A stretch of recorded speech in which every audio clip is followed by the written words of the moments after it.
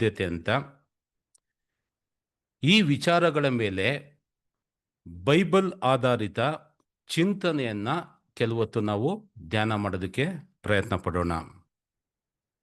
ಇವತ್ತಿನ ಮೂಲಭೂತ ಸಂದೇಶ ಏನು ಅಂತಂದ್ರೆ, ಹಣ ನಮ್ಮ ಪ್ರತಿಯೊಬ್ಬರ ಜೀವಿತದ ಅವಿಭಾಜ್ಯ ಅಂಗ. ದೇವರು ತಮ್ಮ ಮಕ್ಕಳಿಗೆ ಏನು ಆಜ್ಞೆ ಕೊಡ್ತಾರೆ ಅಂತಂದ್ರೆ, ನೀವು ಕೆಲಸ ಮಾಡಿ, ಹಣ ಸಂಪಾದನೆ ಮಾಡಿ, ನಿಮ್ಮ ಕುಟುಂಬವನ್ನು ನಿರ್ವಹಿಸಿ ಅಂತ ಹೇಳ್ತಾರೆ. ಮೂರನೇದಾಗಿ ಏನಂತ ಹೇಳ್ತಾರೆ ಅಂತಂದ್ರೆ, ಯಾವುದೇ ಒಬ್ಬ ಮನುಷ್ಯನಿಗೆ ದೇವರ ಮೇಲಿನ ಪ್ರೀತಿಗಿಂತ ಹೆಚ್ಚಾಗಿ ಹಣದ ಮೇಲೆ ಪ್ರೀತಿ ಅಥವಾ ವ್ಯಾಮೋಹ ಜಾಸ್ತಿ ಆಯಿತು ಅಂತಂದ್ರೆ ಅದು ಅವನ ಜೀವಿತಕ್ಕೆ ಹಾನಿಕರವಾಗಿರುತ್ತೆ ಅಂತ ಮೂರನೇ ವಿಚಾರ. ನಾಲ್ಕನೇ ವಿಚಾರ ಏನು ನೋಡ್ತೀವಿ ಅಂತಂದ್ರೆ, ನಾವು ಪ್ರತಿಯೊಬ್ಬರು ಮೊದಲು ದೇವರಿಗೆ ಆದ್ಯತೆ ಕೊಡಬೇಕು, ಎರಡನೇದಾಗಿ ಹಣಕ್ಕೆ ಆದ್ಯತೆ ಕೊಡಬೇಕು ಎಂಬುದಾಗಿ ಇವತ್ತಿನ ಒಂದು ಮೂಲಭೂತ ಸಂದೇಶ. ಕರ್ತನ ಪ್ರೀತಿಯುಳ್ಳ ಸೋದರ ಸೋದರಿಯರೇ, ಹಣ ನಮ್ಮ ಪ್ರತಿಯೊಬ್ಬರ ಜೀವಿತದಲ್ಲಿ ಒಂದು ಅವಿಭಾಜ್ಯ ಅಂಗ ಅಂತಂದರೆ ಅದು ತಪ್ಪಾಗುವುದಿಲ್ಲ.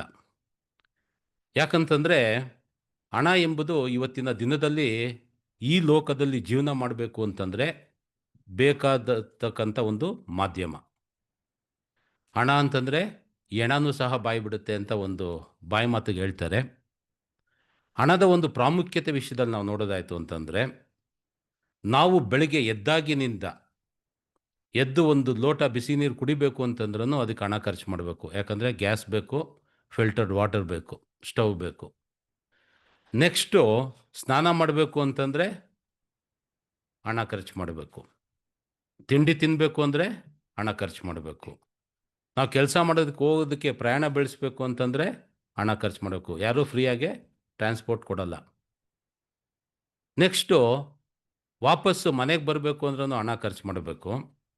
ಮಲಗಬೇಕು ಅಂತಂದ್ರೂ ಹಣ ಖರ್ಚು ಮಾಡಬೇಕು. ಯಾಕಂದರೆ ಸೂರ್ಯ ಇಲ್ಲ ಅಂತಂದರೆ ನಾವು ಜೀವನ ಮಾಡೋದಕ್ಕಾಗಲ್ಲ. ಬಾಡಿಗೆ ಕಟ್ಟಬೇಕು, ಲೈಟ್ ಬಿಲ್ ಕಟ್ಟಬೇಕು, ಎಲ್ಲನೂ. ಮತ್ತು ಪ್ರತಿ ವರ್ಷ ಟ್ಯಾಕ್ಸು ಕಟ್ಟಬೇಕು, ಮಾಡ್ತಾನೆ ಇರಬೇಕು. ಬಟ್ಟೆಗಳು ಹಾಕೊಳ್ಬೇಕು ಅಂದರೆ ಬಟ್ಟೆಗೆ ಹಣ ಖರ್ಚು ಮಾಡಬೇಕು. ಮಕ್ಕಳಿಗೆ ಸ್ಕೂಲ್ ಸೇರಿಸೋಣ ಅಂದರೆ ಫೀಸ್ಗೆ ಹಣ ಖರ್ಚು ಮಾಡಬೇಕು, ಡೊನೇಷನ್ಗೆ ಹಣ ಖರ್ಚು ಮಾಡಬೇಕು. ಕಡೆಯದಾಗಿ ಬಿಡಪ್ಪ ಏನೋ ಹುಷಾರಿಲ್ಲ, ಒಂದು ಸ್ವಲ್ಪ ನೆಮ್ಮದಿಯಾಗೆ ಇರೋಣ ಅಂತಂದರೆ ಹುಷಾರು ತಪ್ಪಿದ್ರೆ ಡಾಕ್ಟ್ರಿಗೂ ಸಹ ನಾವು ಹಣ ಖರ್ಚು ಮಾಡಬೇಕು. ಹಣ ಇಲ್ಲದೆ ಈ ಲೋಕದಲ್ಲಿ ಯಾವ ಕೆಲಸನೂ ನಡೆಯಲ್ಲ. ಯಾರು ಹೇಳ್ತಾರೆ ಹಣ ಇಲ್ಲದೆ ಕೆಲಸ ಯಾವ್ದಾರ ನಡೆಯುತ್ತೆ ಅಂತಂದ್ಬಿಟ್ಟು? ಯಾವ ಕೆಲಸನೂ ನಡೆಯಲ್ಲ ರೀ. ಈ ಲೋಕದಲ್ಲಿ ನಮ್ಮ ಪ್ರತಿಯೊಂದು ಜೀವಿತದ ಭಾಗದಲ್ಲಿ ಪ್ರತಿಯೊಂದು ಕೆಲಸ, ಯಾವುದೇ ಕೆಲಸ ಆಗ್ಬೋದು. ಸಾಯಬೇಕಾದ್ರೂ ಅಷ್ಟೇ ಏನು ಮಾಡ್ತಾರೆ? ಆಸ್ಪತ್ರೆಗೆ ಕರ್ಕೊಂಡೋಗಿ ಸೇರಿಸ್ತಾರೆ.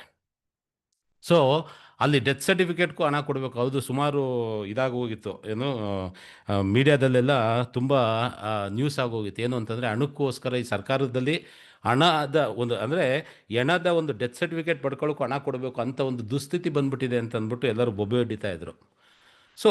ಆ ರೀತಿಯಾಗಿ ನಾವು ಒಮ್ಮೆ ನಮ್ಮ ಜೀವಿತದ ಪ್ರತಿಯೊಂದು ಕಾರ್ಯವನ್ನು ಅವಲೋಕನೆ ಮಾಡಿ ನೋಡೋದಾಯಿತು ಅಂತಂದರೆ ಪ್ರತಿಯೊಂದು ಸಂದರ್ಭದಲ್ಲೂ ಹಣ ಬೇಕೇ ಬೇಕು ಎಂಬುದಾಗಿ ನಾವು ನೋಡ್ತೀವಿ.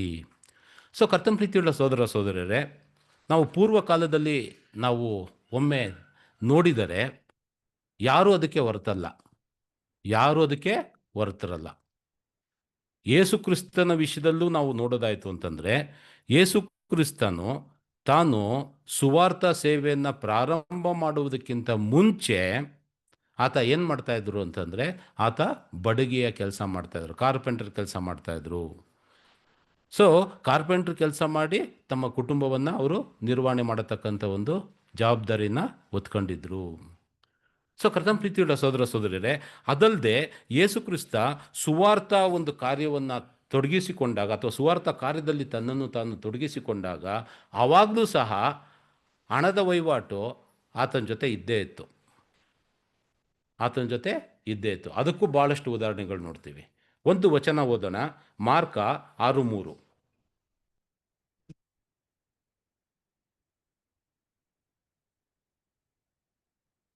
ಇವನು ಆ ಬಡಗಿಯಲ್ಲವೇ?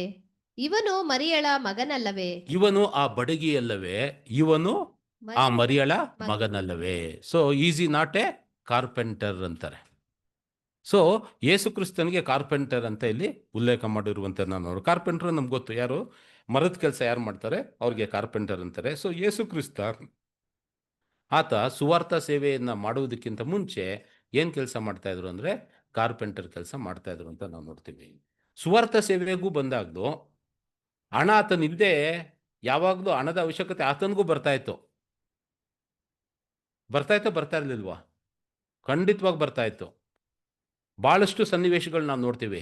ಬೇಕು ಅಂತ ಯೇಸು ಕ್ರಿಸ್ತನನ್ನ ಇಕ್ಕಟ್ಟಿನಲ್ಲಿ ಸಿಕ್ಸೋದಕ್ಕೆ ಸುಂಕನ ತಗೊಳಕ್ ಬರ್ತಾರೆ. ಯೇಸು ಕ್ರಿಸ್ತನ್ ಕೇಳ್ತಾರೆ, ಸುಂಕ ಏನಪ್ಪ, ಸುಂಕ ಕೊಡೋದು ಸರಿನೋ ತಪ್ಪು ಅಂತ ಅಂದ್ಬಿಟ್ಟು. ಯೇಸು ಕ್ರಿಸ್ತ ಅವ್ನು ಕೇಳ್ತಾರೆ, ಆ ನಾಣ್ಯದ ಮೇಲೆ ಯಾರ ತಲೆ ಇದೆ ಅಂತ ಅಂದ್ಬಿಟ್ಟು. ಕೈಸರಂದು ಅಂದಾಗ ಕೈಸರನ್ ಕೊಟ್ಬಿಡು ಅಂತ. ಮತ್ತೊಂದು ಸಂದರ್ಭದಲ್ಲಿ ನಾವು ನೋಡ್ತೀವಿ, ಯೇಸು ಕ್ರಿಸ್ತ ದೇವಾಲಯದಲ್ಲಿ ಇರಬೇಕಾದ್ರೆ ಅಲ್ಲಿ ದೇವಾಲಯದ ಕರವನ್ನ ತೆಗೆದಕ್ಕೆ ಬರ್ತಾರೆ. ಅಂದರೆ ಟ್ಯಾಕ್ಸ್ ಕಲೆಕ್ಟರ್, ಟೆಂಪಲ್ ಟ್ಯಾಕ್ಸ್ ಅಂತ ಹೇಳ್ತಾರೆ. ಸೊ ಟೆಂಪಲ್ ಟ್ಯಾಕ್ಸ್ನ ತಗೊಳಕ್ಕೆ ಬರ್ತಾರೆ.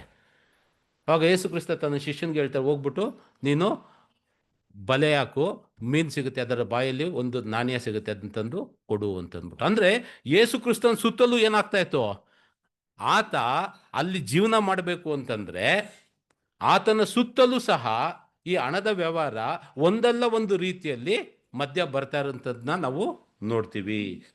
ಒಂದು ಉದಾಹರಣೆ ಓದೋಣ. ಮತ್ತಾಯ 22:19-21. 22:19-21. ತೆರಿಗೆಗೆ ಕೊಡುವ ನಾಣ್ಯವನ್ನು ನನಗೆ ತೋರಿಸಿರಿ ಅನ್ನಲು ಅವರು ಆತನಿಗೆ ಒಂದು ಹಣವನ್ನು ತಂದುಕೊಟ್ಟರು. ಆತನು ಈ ತಲೆಯು ಈ ಮುದ್ರೆಯು ಯಾರದು ಎಂದು ಕೇಳಿದ್ದಕ್ಕೆ ಅವರು ಕೈಸರನದು ಅಂದರು. ಆಗ ಆತನು ಅವರಿಗೆ, ಹಾಗಾದರೆ ಕೈಸರನದನ್ನು ಕೈಸರನಿಗೆ ಕೊಡಿರಿ, ದೇವರದನ್ನು ದೇವರಿಗೆ ಕೊಡಿರಿ ಎಂದು ಹೇಳಿದನು. ದೇವರದನ್ನ ದೇವರಿಗೆ ಕೊಡಿರಿ ಎಂದು ಹೇಳಿದನು ಎಂಬುದಾಗಿ ನಾವು ನೋಡ್ತೀವಿ. ಅದೇ ರೀತಿ ಮತ್ತಾಯ 17:24-27 ಟೆಂಪಲ್ ಟ್ಯಾಕ್ಸ್ ವಿಷಯದಲ್ಲಿ ನಾವು ನೋಡ್ತೀವಿ. ಅವರು ಕೆಫರ್ನೌಮಿಗೆ ಬಂದಾಗ ದೇವಾಲಯಕ್ಕಾಗಿ ತೆರಿಗೆಯನ್ನು ಎತ್ತುವವರು ಪೇತ್ರನ ಬಳಿಗೆ ಬಂದು, ನಿಮ್ಮ ಬೋಧಕನು ದೇವಾಲಯದ ತೆರಿಗೆಯನ್ನು ಸಲ್ಲಿಸುವುದಿಲ್ಲವೇ ಎಂದು ಕೇಳಲು, ಹೌದು ಸಲ್ಲಿಸುವನು ಅಂದನು. ಪೇತ್ರನು ಮನೆಯೊಳಕ್ಕೆ ಬಂದಾಗ ಯೇಸು ಅವನಿಗಿಂತ ಮೊದಲೇ, ಸೀಮೋನ, ನಿನಗೆ ಹೇಗೆ ತೋರುತ್ತದೆ? ಭೂಲೋಕದ ಅರಸರು ಸುಂಕವನ್ನಾಗಲಿ ಮಂಡೇ ತೆರಿಗೆಯನ್ನಾಗಲಿ ಯಾರಿಂದ ತೆಗೆದುಕೊಳ್ಳುತ್ತಾರೆ? ತಮ್ಮ ಮಕ್ಕಳಿಂದಲೋ ಬೇರೆಯವರಿಂದಲೋ ಎಂದು ಕೇಳಿದನು. ಅವರು ಬೇರೆಯವರಿಂದ ಎಂದು ಉತ್ತರ ಕೊಡಲು ಯೇಸು ಅವನಿಗೆ, ಹಾಗಾದರೆ ಮಕ್ಕಳು ಅದಕ್ಕೆ ಒಳಗಾದವರಲ್ಲವಲ್ಲ. ಆದರೂ ನಮ್ಮ ವಿಷಯವಾಗಿ ಅವರು ಬೇಸರಗೊಳ್ಳಬಾರದು. ನೀನು ಸಮುದ್ರಕ್ಕೆ ಹೋಗಿ ಗಾಳ ಹಾಕಿ ಮೊದಲು ಸಿಕ್ಕುವ ಮೀನನ್ನು ಎತ್ತು, ಅದರ ಬಾಯಿ ತೆರೆದು ನೋಡಿದರೆ ಅದರಲ್ಲಿ 1 ರೂಪಾಯಿ ಸಿಕ್ಕುವುದು. ಅದನ್ನು ತೆಗೆದುಕೊಂಡು ನಮ್ಮಿಬ್ಬರದಂತ ಹೇಳಿ ಅವರಿಗೆ ಕೊಡು ಎಂದು ಹೇಳಿದನು. ಸೊ ಇಲ್ಲಿ ದೇವಾಲಯದ ತೆರಿಗೆ ಕೊಡಬೇಕಾದ್ರೆ ಯೇಸು ಕ್ರಿಸ್ತ ಹಣದ ಬಳಕೆ ಮಾಡತಕ್ಕಂಥ ಅನಿವಾರ್ಯ ಸಂದರ್ಭಗಳು ನಾವು ನೋಡ್ತೀವಿ. ಸೊ ಅಂದ್ರೆ ಯೇಸು ಕ್ರಿಸ್ತನ ಜೀವಿತದಲ್ಲೂ ಅನೇಕ ಸಾರಿ ಈ ರೀತಿಯಾದಂಥ ಸಂದರ್ಭಗಳು, ಅಂದ್ರೆ ಹಣದ ವಹಿವಾಟಿನ ಸಂದರ್ಭಗಳು ಆತನಲ್ಲೂ ಬಂತು. ಆತ ಅದನ್ನ ನಿರ್ವಹಿಸಿದ್ರು ಅಂತ ನಾವು ನೋಡ್ತೀವಿ. ಸೊ ಕರ್ತನ ಪ್ರೀತಿಯುಳ್ಳ ಸಹೋದರ ಸಹೋದರಿಯರೇ, ಆದರೆ ಯೇಸು ಕ್ರಿಸ್ತ ಸುವಾರ್ಥ ಸೇವೆಯನ್ನು ಪ್ರಾರಂಭ ಮಾಡಿದಾಗ ಹಾಗಾದರೆ ಹೇಗೆ ಹಣ ಬರ್ತಾ ಇತ್ತು ಆತನಿಗೆ ಎಂಬ ಪ್ರಶ್ನೆ ಬರುತ್ತೆ. ಸೊ ಕರ್ತನ ಪ್ರೀತಿಯುಳ್ಳ ಸಹೋದರ ಸಹೋದರಿಯರೇ, ಯೇಸು ಕ್ರಿಸ್ತ ಆ ಸಮಯದಲ್ಲಿ ಕೆಲಸ ಮಾಡ್ತಾ ಇದ್ರ ಅಂತ ನಾವು ನೋಡಿದ್ರೆ ಸತ್ಯವೇದದ ದಾಖಲೆ ಪ್ರಕಾರ ಎಲ್ಲೂ ಆತ ಕೆಲಸ ಮಾಡ್ತಾ ಇರಲಿಲ್ಲ. ಆದರೆ ಸಂಪೂರ್ಣವಾಗಿ ತನ್ನನ್ನು ತಾನು ದೇವರ ಕಾರ್ಯದಲ್ಲಿ ತೊಡಗಿಸಿಕೊಂಡಿದ್ದರು ಎಂಬುದಾಗಿ ನಾವು ನೋಡ್ತೀವಿ. ಆತನು ಮಾಡುತ್ತಿದ್ದಂಥ ಕಾರ್ಯಗಳ ಮುಖೇನ, ಆತನು ಮಾಡುತ್ತಿದ್ದಂಥ ಅದ್ಭುತಗಳ ಮುಖೇನ, ಆತನು ಸಾರುತ್ತಿದ್ದಂಥ ದೇವರ ವಾಕ್ಯದ ನಿಮಿತ್ತವಾಗಿ ಭಾಳಷ್ಟು ಜನ ಏನಾದರೂ ಅಂದರೆ ಪ್ರೇರೇಪಿತರಾಗಿ ತಾವು ಏನು ಮಾಡ್ತಾಯಿದ್ರು ಅಂತಂದರೆ ಆತನಿಗೆ ಹಣವನ್ನು ವಾಲಂಟ್ರಿಯಾಗಿ ಸ್ವಯಂ ಪ್ರೇರಿತರಾಗಿ ಕೊಡ್ತಾ ಇದ್ರು ಎಂಬುದಾಗಿ ನಾವು ನೋಡ್ತೀವಿ. ಅದರಲ್ಲಿ ಒಂದು ಸ್ತ್ರೀಯರ ಗುಂಪು ಆತನಿಗೆ ಆ ರೀತಿಯಾಗಿ ಹಣ ಸಹಾಯ ಮಾಡಿರುವಂಥದ್ದನ್ನ ಲೂಕ 8ನೇ ಅಧ್ಯಾಯ 2-3 ವಚನದಲ್ಲಿ ನಾವು ನೋಡ್ತೀವಿ.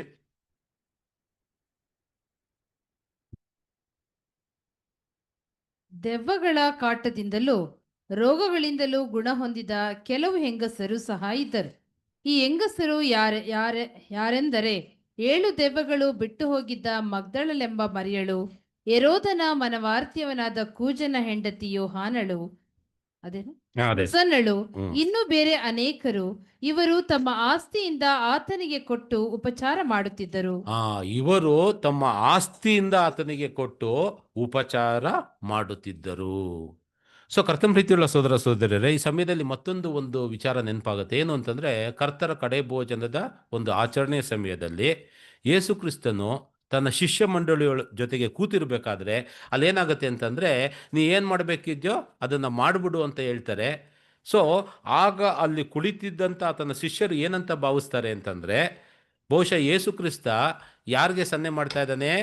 ಇಸ್ಕರಿಯೋತ ಯೂದನ್ಗೆ ಸನ್ನೆ ಮಾಡ್ತಾ ಇದ್ದಾನೆ. ಪಸ್ಕಹಬ್ಬದ ಆಚರಣೆ ಇದೆ, ಬಡವರಿಗೋಸ್ಕರ ಏನಾದರೂ ಕೊಂಡ್ಕೊಂಡು ಬಾ ಅಂತ ಹೇಳ್ತಾ ಇರ್ಬೋದು ಅಂತ ತಪ್ಪಾಗಿ ಅವರು ಭಾವಿಸುವಂಥದ್ದನ್ನ ನಾವು ನೋಡ್ತೀವಿ.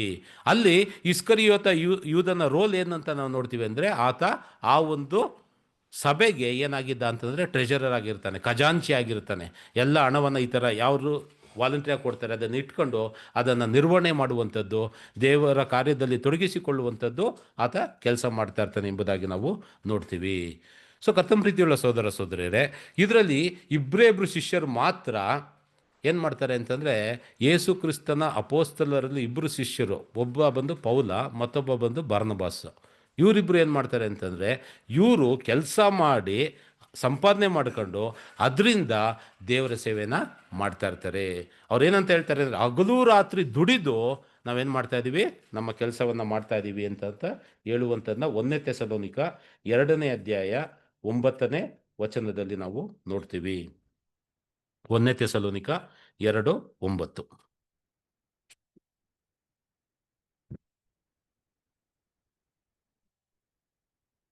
ಸಹೋದರರೇ, ನಾನು ನಿಮ್ಮಲ್ಲಿ ಯಾರ ಮೇಲೆಯೂ ಭಾರ ಹಾಕಬಾರದೆಂದು ಹಗಲಿರುಳು ದುಡಿದು ಜೀವನ ಮಾಡುತ್ತಾ ದೇವರ ಸುವಾರ್ತೆಯನ್ನು ನಿಮಗೆ ಸಾರಿದೆವು. ಆ ನಮ್ಮ ಕಷ್ಟವೂ ಪ್ರಯಾಸವೂ ನಿಮ್ಮ ನೆನಪಿನಲ್ಲಿರುವುದಷ್ಟೇ. ನಂಬುವವರಾದ ನಿಮ್ಮ ವಿಷಯದಲ್ಲಿ ನಾನು ಎಷ್ಟೋ ಶುದ್ಧರಾಗಿಯೂ ನೀತಿವಂತರಾಗಿಯೂ ನಿರ್ದೋಷಿಗಳಾಗಿಯೂ ನಡೆಕೊಂಡೇವೆಂಬುದಕ್ಕೆ ನೀವು ಸಾಕ್ಷಿಗಳು, ದೇವರು ಸಾಕ್ಷಿ. ನಾವೇನು ಮಾಡ್ತಾ ಇದ್ದೀವಿ, ಹಗಲು ಇರುಳು ದುಡಿದು ದೇವರ ಸೇವೆಯನ್ನ ಪೌಲ ಮತ್ತು ಬರ್ನಬಾಸು ಮಾಡ್ತಾ ಇದ್ರು ಎಂಬುದಾಗಿ ನಾವು ನೋಡ್ತೀವಿ. ಅಂದರೆ ಇವರು ದೇವರ ಸೇವೆ ಮಾಡ್ತಾ ಇದ್ರು, ಆದರೆ ಅವರೇ ಸ್ವಯಂ ಪ್ರೇರಿತರಾಗಿ ಅವರು ದುಡಿತಾನೆ ಇದ್ರು. ಅದರ ಮುಖಾಂತರ ದೇವರ ಸೇವೆಯನ್ನು ಮಾಡೋದಕ್ಕೆ ಪ್ರಯಾಸನ ಪಡ್ತಾ ಇದ್ರು. 2 ಥೆಸಲೋನಿಕ 3:8.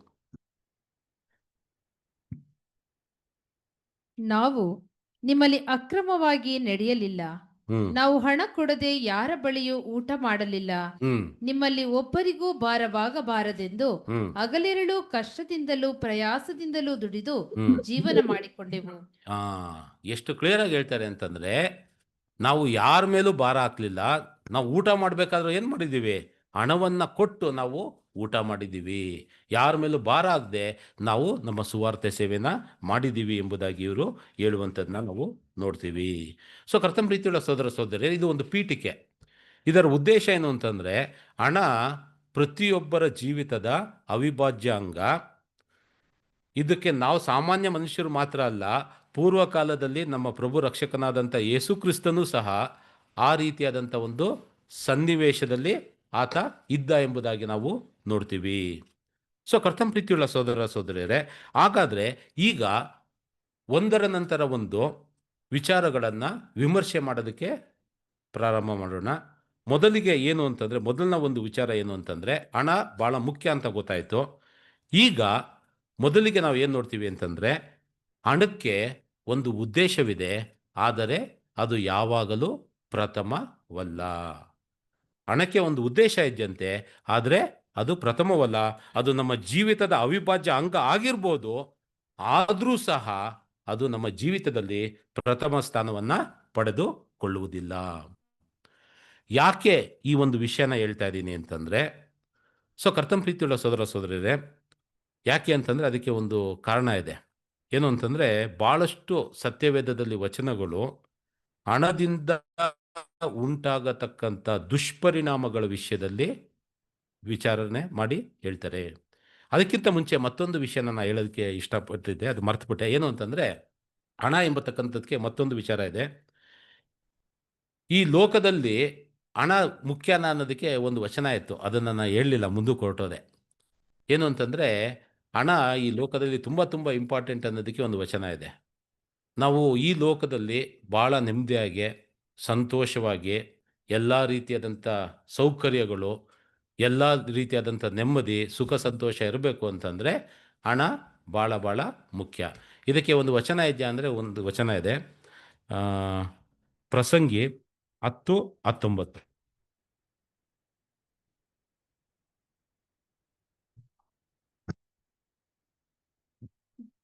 ನಗುವಿಗಾಗಿ ಔತಣವು, ದ್ರಾಕ್ಷಾರಸದಿಂದ ಜೀವನಕ್ಕೆ ಆನಂದವು, ಧನವು ಎಲ್ಲವನ್ನು ಒದಗಿಸಿಕೊಡುವುದು. ಆ, ನಗುವಿಗಾಗಿ ಔತಣವು, ದ್ರಾಕ್ಷಾರಸದಿಂದ ಜೀವನಕ್ಕೆ ಆನಂದವು, ಧನವು ಎಲ್ಲವನ್ನು ಒದಗಿಸುವುದು. ಸೊ ಯಾವುದು ಒದಗಿಸಲ್ಲ ಅಂತಲ್ಲ, ಏನೋ ಎಲ್ಲನೂ ಒದಗಿಸುತ್ತಂತೆ. ಅದಕ್ಕೆ ಇಂಗ್ಲೀಷಲ್ಲಿ ಇನ್ನೂ ತುಂಬ ಚೆನ್ನಾಗಿ ಹೇಳ್ತಾರೆ, bread is made for laughter and wine gladdens life and money answers everything ಅಂತೆ. ಮನಿ ಆನ್ಸರ್ಸ್ ಎವ್ರಿಥಿಂಗ್ ಅಂದರೆ ಲೋಕದಲ್ಲಿ ಏನು ಬೇಕೋ ಅದನ್ನು ತಗೊಳತಕ್ಕಂಥ ಶಕ್ತಿ ಯಾವುದಕ್ಕಿದೆ ಅಂದರೆ ಹಣಕ್ಕಿದೆ. ಸೊ ಕರ್ತನ ಪ್ರೀತಿಯುಳ್ಳ ಸೋದರ, ಇದೊಂದು ಹಿನ್ನೆಲೆ, ಇದೊಂದು ಮಿಸ್ ಆಗಿತ್ತು, ಅದಕ್ಕೆ ತಮಗೆ ಪ್ರಸ್ತಾಪ ಮಾಡಿದೆ. ಸೊ ಈಗ ವಿಷಯಕ್ಕೆ ಬರೋದಾಯಿತು ಅಂತಂದರೆ, ಹಣ ಮುಖ್ಯ, ಆದರೆ ಅದೇ ಪ್ರಥಮವಲ್ಲ. ಸೊ ಕರ್ತನ ಪ್ರೀತಿಯುಳ್ಳ ಸೋದರ ಸೋದರರೇ, ಸೋದರಿ ಯಾವಾಗಲೇ 1 ತಿಮೋತಿ 6ನೇ ಅಧ್ಯಾಯ 10ನೇ ವಚನದಲ್ಲಿ ಓದಿದ್ರು. ಏನಂತ ಓದಿದ್ರು ಅಂತಂದರೆ, ಹಣವು ಸಕಲ ವಿಧವಾದಂಥ ದುಷ್ಟತನಕ್ಕೆ ಮೂಲವಾಗಿದೆ. ಕೆಲವರು ಇದಕ್ಕಾಗಿ ತವಕಪಟ್ಟು ಅಥವಾ ಇದಕ್ಕಾಗಿ ಆತುರಪಟ್ಟು ಕ್ರಿಸ್ತ ನಂಬಿಕೆಯನ್ನು ಕಳೆದುಕೊಂಡು ತಮ್ಮನ್ನು ಅಲೆದಾಡುತ್ತಾ ತಮ್ಮನ್ನು ತಾವು ತಿವಿಸಿಕೊಂಡರು, ಅನೇಕ ವೇದನೆಗಳಿಂದ ತಿವಿಸಿಕೊಂಡರು. ಸೊ ಲೋಕದವರಿಗೆ ಫಸ್ಟ್ ಓದಿದ್ವಲ್ಲ, ಎಲ್ಲವನ್ನ ಕೊಂಡುಕೊಳ್ಳುತ್ತದೆ ಹಣ ಅಂತ. ನಿಜ, ಎಲ್ಲವನ್ನ ಕೊಂಡುಕೊಳ್ಳುತ್ತದೆ. ಆದರೆ ಕ್ರೈಸ್ತರಾದಂಥ ನಮಗೆ ದೇವರು ಎಚ್ಚರಿಕೆ ಕೊಟ್ಟರು, ಇದು ಎಲ್ಲವನ್ನ ಕೊಂಡುಕೊಳ್ಳುತ್ತಪ್ಪ ನಿಜ, ಆದರೆ ಇದೇ ಎಲ್ಲ ಕೆಟ್ಟತನಕ್ಕೂ ಮೂಲ. ಸೊ ಇದರಿಂದ ನೋವನ್ನು ಅನುಭವಿಸ್ತೀರ ಹೊರತು ನೀವು ಒಳ್ಳೆಯದನ್ನು ಅನುಭವಿಸೋದಿಲ್ಲ. ಸೊ ಕರ್ತನ ಪ್ರೀತಿಯುಳ್ಳ ಸೋದರ ಸೋದರಿ, ಇನ್ನೊಂದು ಎಚ್ಚರಿಕೆ ಕೊಡ್ತಾರೆ, ಹಣ ಇದ್ರೆ ಈ ಲೋಕದಲ್ಲಿ ನಾವು ಜೀವಿಸ್ಬೋದಾ ಅಂದರೆ ಜೀವಿಸ್ಬೋದು, ಹೌದು. ಆದರೆ ಹಣವೇ ಎಲ್ಲವ ಅಂದರೆ ಖಂಡಿತವಾಗಿಲ್ಲ. ಒಬ್ಬರಿಗೆ ಎಷ್ಟು, ನಮ್ಮ ಯಾರು ರತನ್ ಟಾಟಾ ಅವ್ರಿಗೆ ಸಾವಿರಾರು ಕೋಟಿ ಒಡೆಯ, ಆತನಿಗೆ 1 ನಿಮಿಷನೂ ಎಕ್ಸ್ಟ್ರಾ ಬದುಕ್ಸೋಕ್ಕಾಗಲಿಲ್ಲ. 1 ನಿಮಿಷ ಎಕ್ಸ್ಟ್ರಾ ಬದುಕ್ಸೋಕ್ಕಾಗಲಿಲ್ಲ. ಎಷ್ಟು ಜನ ಶ್ರೀಮಂತರು ಸತ್ತು ಗತಿಸಿ ಹೊರಟೋಗಿದ್ದಾರೆ. ನಮ್ಮ ಒಂದು ದೇಶದಲ್ಲಿ, ಅದು ಇತ್ತೀಚೆಗೆ ನಮ್ಮ ಕರ್ನಾಟಕದಲ್ಲಿ ಮೈಸೂರಲ್ಲೂ ಅಷ್ಟೇ, ಬ್ಯಾಂಗ್ಳೂರಲ್ಲೂ ಅಷ್ಟೇ, ಎಲ್ಲ ಕಡೆನೂ ಮಲ್ಟಿ ಸ್ಪೆಷಾಲಿಟಿ ಹಾಸ್ಪಿಟಲ್ಲು. ಲಕ್ಷಾಂತರ ರೂಪಾಯಿ ಇನ್ವೆಸ್ಟ್ ಮಾಡಿ, ಕೋಟ್ಯಾಂತರ ರೂಪಾಯಿ ಇನ್ವೆಸ್ಟ್ ಮಾಡಿ ಕಟ್ಸಿರ್ತಾರೆ. ಲಕ್ಷಾಂತರ ರೂಪಾಯಿ ಇನ್ವೆಸ್ಟ್ ಮಾಡಿ ಡಾಕ್ಟರ್ಸ್ನ ಅಪಾಯಿಂಟ್ ಮಾಡಿರ್ತಾರೆ. ಆ ಡಾಕ್ಟರ್ಸ್ಗೆ ಟಾರ್ಗೆಟ್ ಕೊಡ್ತಾ ಇದ್ದಾರೆ ಇವತ್ತಿನ ದಿನದಲ್ಲಿ. ಆದರೂ ಸಹ ಹಣದಿಂದ ಮನುಷ್ಯನ ಪ್ರಾಣ ಉಳಿತಾ ಇದೆಯಾ ಅಂತಂದರೆ ಉಳಿತಾ ಇಲ್ಲ. ಏನೇ ಟ್ರೀಟ್ಮೆಂಟ್ ಕೊಟ್ಟಾಗಲೂ ಕೊನೆಯದಾಗಿ ಡಾಕ್ಟ್ರು ಬಂದು ಹೇಳೋದು, ಎಲ್ಲ ಪ್ರಯತ್ನ ಮಾಡಿಬಿಟ್ಟಿದ್ದೀವಿ, ಇನ್ನು ಉಳಿದಿದ್ದು ದೇವ್ರಿಗೆ ಬಿಟ್ಟಿದ್ದು. ಸೊ ಕರ್ತನ ಪ್ರೀತಿಯುಳ್ಳ ಸೋದರ ಸೋದರರೇ, ಈ ಸೂಕ್ಷ್ಮತೆಯ ವಿಷಯವಾಗಿ ದೇವರು ತನ್ನ ಮಕ್ಕಳಿಗೆ ಎಚ್ಚರಿಕೆನ ಕೊಡ್ತಾ ಇದ್ದಾರೆ. ಯಾಕಂದರೆ ನಾವು ಈ ಲೋಕದಲ್ಲಿದ್ದೀವಿ, ನಮಗೂ ಹಂಗೆ ಭಾಸ ಆಗುತ್ತೆ. ಏನು ಅಂತಂದರೆ, ಹಣ ನಮ್ಮ ಜೀವಿತದ ಅವಿಭಾಜ್ಯ ಅಂಗ, ಸತ್ಯ ಹೌದು. ಆದರೆ ಅದು ಪ್ರಥಮವಲ್ಲ, ಅದಕ್ಕಿಂತ ಮುಂದೆ ದೇವರು ಬರ್ತಾರೆ ಎಂಬುದನ್ನು ಮನವರಿಕೆ ಮಾಡಿಕೊಡುವುದಕ್ಕಾಗಿ ದೇವರು ಹಲವಾರು ವಾಕ್ಯಗಳನ್ನು ನಮಗೆ ಕೊಟ್ಟಿದ್ದಾರೆ. ಮತ್ತೊಂದು ಕಡೆ ಹೇಳ್ತಾರೆ, ಹಣ ಅಥವಾ ಧನ ಮತ್ತು ಜ್ಞಾನ ಎರಡೂ ಮನುಷ್ಯರಿಗೆ ಆಶ್ರಯ ಕೊಡುತ್ತೆ. ಆದರೆ ಜ್ಞಾನಕ್ಕೆ ಒಂದೇ ಒಂದು ವಿಶೇಷತೆ ಇದೆ. ಆ ವಿಶೇಷತೆ ಏನು ಅಂತಂದರೆ, ಜ್ಞಾನ ಜೀವದಾಯಕವಾಗಿದೆ, ಆದರೆ ಹಣ ಜೀವದಾಯಕ ಅಲ್ಲ. ಪ್ರಸಂಗಿ 7,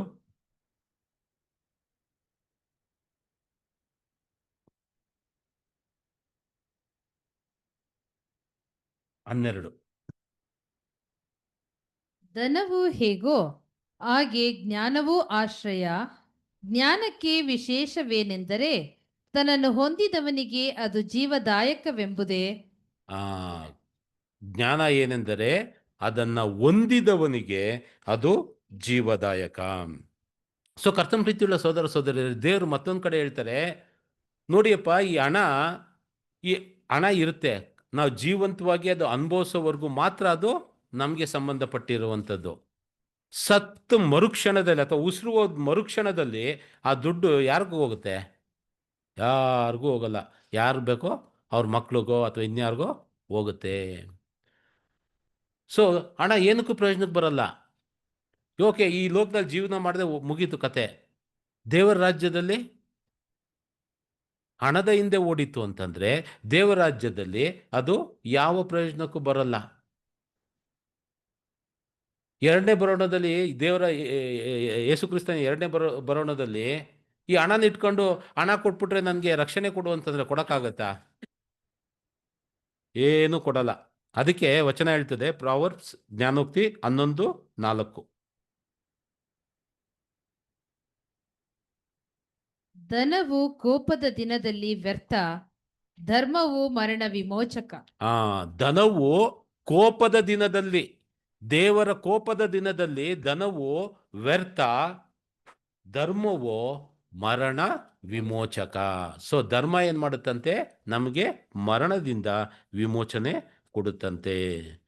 ಸೊ ಕರ್ತನ ಪ್ರೀತಿಯುಳ್ಳ ಸೋದರ ಸೋದರಿಯರೇ, ಈ ರೀತಿಯಾಗಿ ಅನೇಕ ವಾಕ್ಯಗಳಿಂದ ದೇವರು ತನ್ನ ಮಕ್ಕಳಿಗೆ ಏನು ಮಂದಟ್ಟು ಮಾಡಿಕೊಡ್ತಾ ಇದ್ದಾರೆ ಅಂತಂದರೆ, ಹಣ ಮುಖ್ಯ ಹೌದಪ್ಪ, ಆದರೆ ಹಣದ ಹಿಂದೆ ನೀನು ಓಡಬೇಡ. ಹಣ ಯಾವ ಕಾರಣಕ್ಕೂ ನಿನಗೆ ಜೀವನವನ್ನ ಕೊಡುವುದಿಲ್ಲ, ಜೀವವನ್ನ ಕೊಡುವುದಿಲ್ಲ. ಅದನ್ನು ಕೊಡಬೇಕು ಅಂತಂದರೆ ನನ್ನಿಂದ ಮಾತ್ರ ಸಾಧ್ಯ, ಇದರಿಂದ ಏನು ಸಾಧ್ಯ ಇಲ್ಲ. ಎಷ್ಟೆಷ್ಟು ಎಚ್ಚರಿಕೆ ಕೊಡ್ತಾರೆ ಅಂತಂದರೆ, ಮತ್ತೊಂದು ಕಡೆ ಹೇಳ್ತಾರೆ, ಎಲ್ಲ ಲೋಭಕ್ಕೂ ಎಚ್ಚರಿಕೆಯಾಗಿದ್ದು ನಿಮ್ಮನ್ನು ಕಾಪಾಡಿಕೊಳ್ಳಿರಿ. ಒಬ್ಬನಿಗೆ ಎಷ್ಟೇ ಆಸ್ತಿ ಇದ್ದರೂ ಅದು ಅವನಿಗೆ ಜೀವನಾಧಾರವಾಗುವುದಿಲ್ಲ. ಸೊ ಈ ಎಲ್ಲ ಎಚ್ಚರಿಕೆ ಮಾತುಗಳು ನಮಗೆ ಕ್ಲಿಯರ್ ಆಗಿ ಏನನ್ನ ಸಂದೇಶ ರವಾನೆ ಮಾಡ್ತಾ ಇದೆ ಅಂತಂದರೆ, ಹಣದ ಹಿಂದೆ ಓಡಬೇಡಿ, ಹಣ ಜೀವನಾಧಾರವಾಗುವುದಕ್ಕೆ ಸಾಧ್ಯನೇ ಇಲ್ಲ. ಲೂಕ 12:15.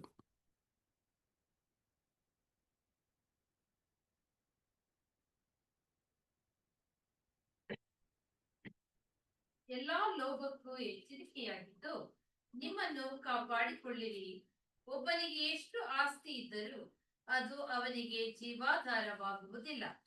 ಅದು ಅವನಿಗೆ ಜೀವಾಧಾರವಾಗುವುದಿಲ್ಲ. ಸೊ ಕರ್ತನ ಪ್ರೀತಿಯುಳ್ಳ ಸೋದರ ಸೋದರಿಯರೇ, ಈಗ ಏನನ್ಸುತ್ತೆ ಅಂದರೆ, ಈ ಎಲ್ಲ ಹಿನ್ನೆಲೆನ ನಾವು ನೋಡಿದಾಗ ನಮ್ಮ ಮನಸ್ಸಿಗೆ ಏನು ಮನವರಿಕೆ ಆಗುತ್ತೆ ಅಂದರೆ, ಅಯ್ಯೋ ಹಂಗಾರೆ ಹಣನೇ ಕೆಟ್ಟದು, ಹಣನೇ ಕೇಡು, ಹಣದೇ ಸೈತಾನ, ಹಣನೇ ಒಂದು ಪಿಡುಗು ಅನ್ನೋ ಭಾವನೆ ನಮ್ಮಲ್ಲಿ ಬರ್ಬೋದು.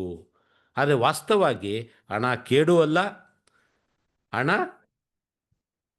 ದುಷ್ಟತನನೂ ಅಲ್ಲ, ಹಣ ಪಾಪನೂ ಅಲ್ಲ. ಆದರೆ ಯಾವಾಗ ನಮಗೆ ಹಣದ ಮೇಲೆ ಪ್ರೀತಿ ಮತ್ತು ವಿಶ್ವಾಸ ದೇವರ ಮೇಲಿನ ಪ್ರೀತಿಗಿಂತ ಆತನ ಮೇಲಿನ ವಿಶ್ವಾಸಕ್ಕಿಂತ ಹೆಚ್ಚಾಗುತ್ತೋ ಆಗ ಅದು ನಮಗೆ ತೊಂದರೆ ಕೊಡುತ್ತೆ. ಆದರೆ ವಾಸ್ತವವಾಗಿ ಹಣ ಏನು ಕೆಟ್ಟದಲ್ಲ. What is wrong in having money? Nothing wrong.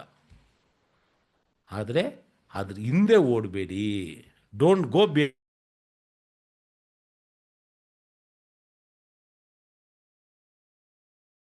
ದುಷ್ಟತನಕ್ಕೆ ಅದು ಮೂಲವಾಗಿದೆ. ಕೆಲವರು ಏನ್ ಮಾಡ್ತಾರೆ ಅಂತಂದ್ರೆ, ಅದಕ್ಕೋಸ್ಕರ ಹಣಕ್ಕೋಸ್ಕರ ಕ್ರಿಸ್ತ ನಂಬಿಕೆಯನ್ನ ಬಿಟ್ಟು ತೊಳೆದಾಡುತ್ತಾ ತಮ್ಮನ್ನು ತಾವು ಅನೇಕ ವೇದನೆಗಳಿಂದ ತಿವಿಸಿಕೊಳ್ಳುತ್ತಾರೆ. ನೋಡಿ ಬ್ರದರ್, ನನ್ನ ಬ್ಯಾಂಕ್ ಬ್ಯಾಲೆನ್ಸ್ ಇಷ್ಟಿದೆ, ನನ್ನ ಆಸ್ತಿ ಅಂತಸ್ತು ಇಷ್ಟಿದೆ ಅಂತಂದ್ಬಿಟ್ಟು ಹೇಳಿದ್ರೆ ದೇವರ ದೃಷ್ಟಿಯಲ್ಲಿ ಅದೇನಂತೆ? ಅದು ವಿಮೋಚನೆಯನ್ನ ಕೊಡುವುದಿಲ್ಲ. ಅದು ವಿಮೋಚನೆ ಕೊಡ್ತಾ ಇಲ್ಲ. ಸೊ ಅದನ್ನ ಇಲ್ಲಿ ಹೇಳ್ತಾ ಇದ್ದಾರೆ. ಸೊ ಕರ್ತನ ಪ್ರೀತಿಯುಳ್ಳ ಸೋದರ ಸೋದರರೇ, ಈ ಮೊದಲ ವಿಷಯದ ಒಂದು ತಾತ್ಪರ್ಯ ಏನು ಅಂತಂದರೆ, ಹಣವೇ ದುಷ್ಟತನವಲ್ಲ, ಹಣವೇ ಪಾಪವಲ್ಲ, ಆದರೆ ಹಣದ ಮೇಲಿನ ಪ್ರೀತಿ ಮತ್ತು ವ್ಯಾಮೋಹ ಅದು ದುಷ್ಟತನವಾಗುತ್ತೆ, ಅದು ಪಾಪವಾಗುತ್ತೆ, ಅದು ನಮಗೆ ಕೇಡಾಗುತ್ತೆ.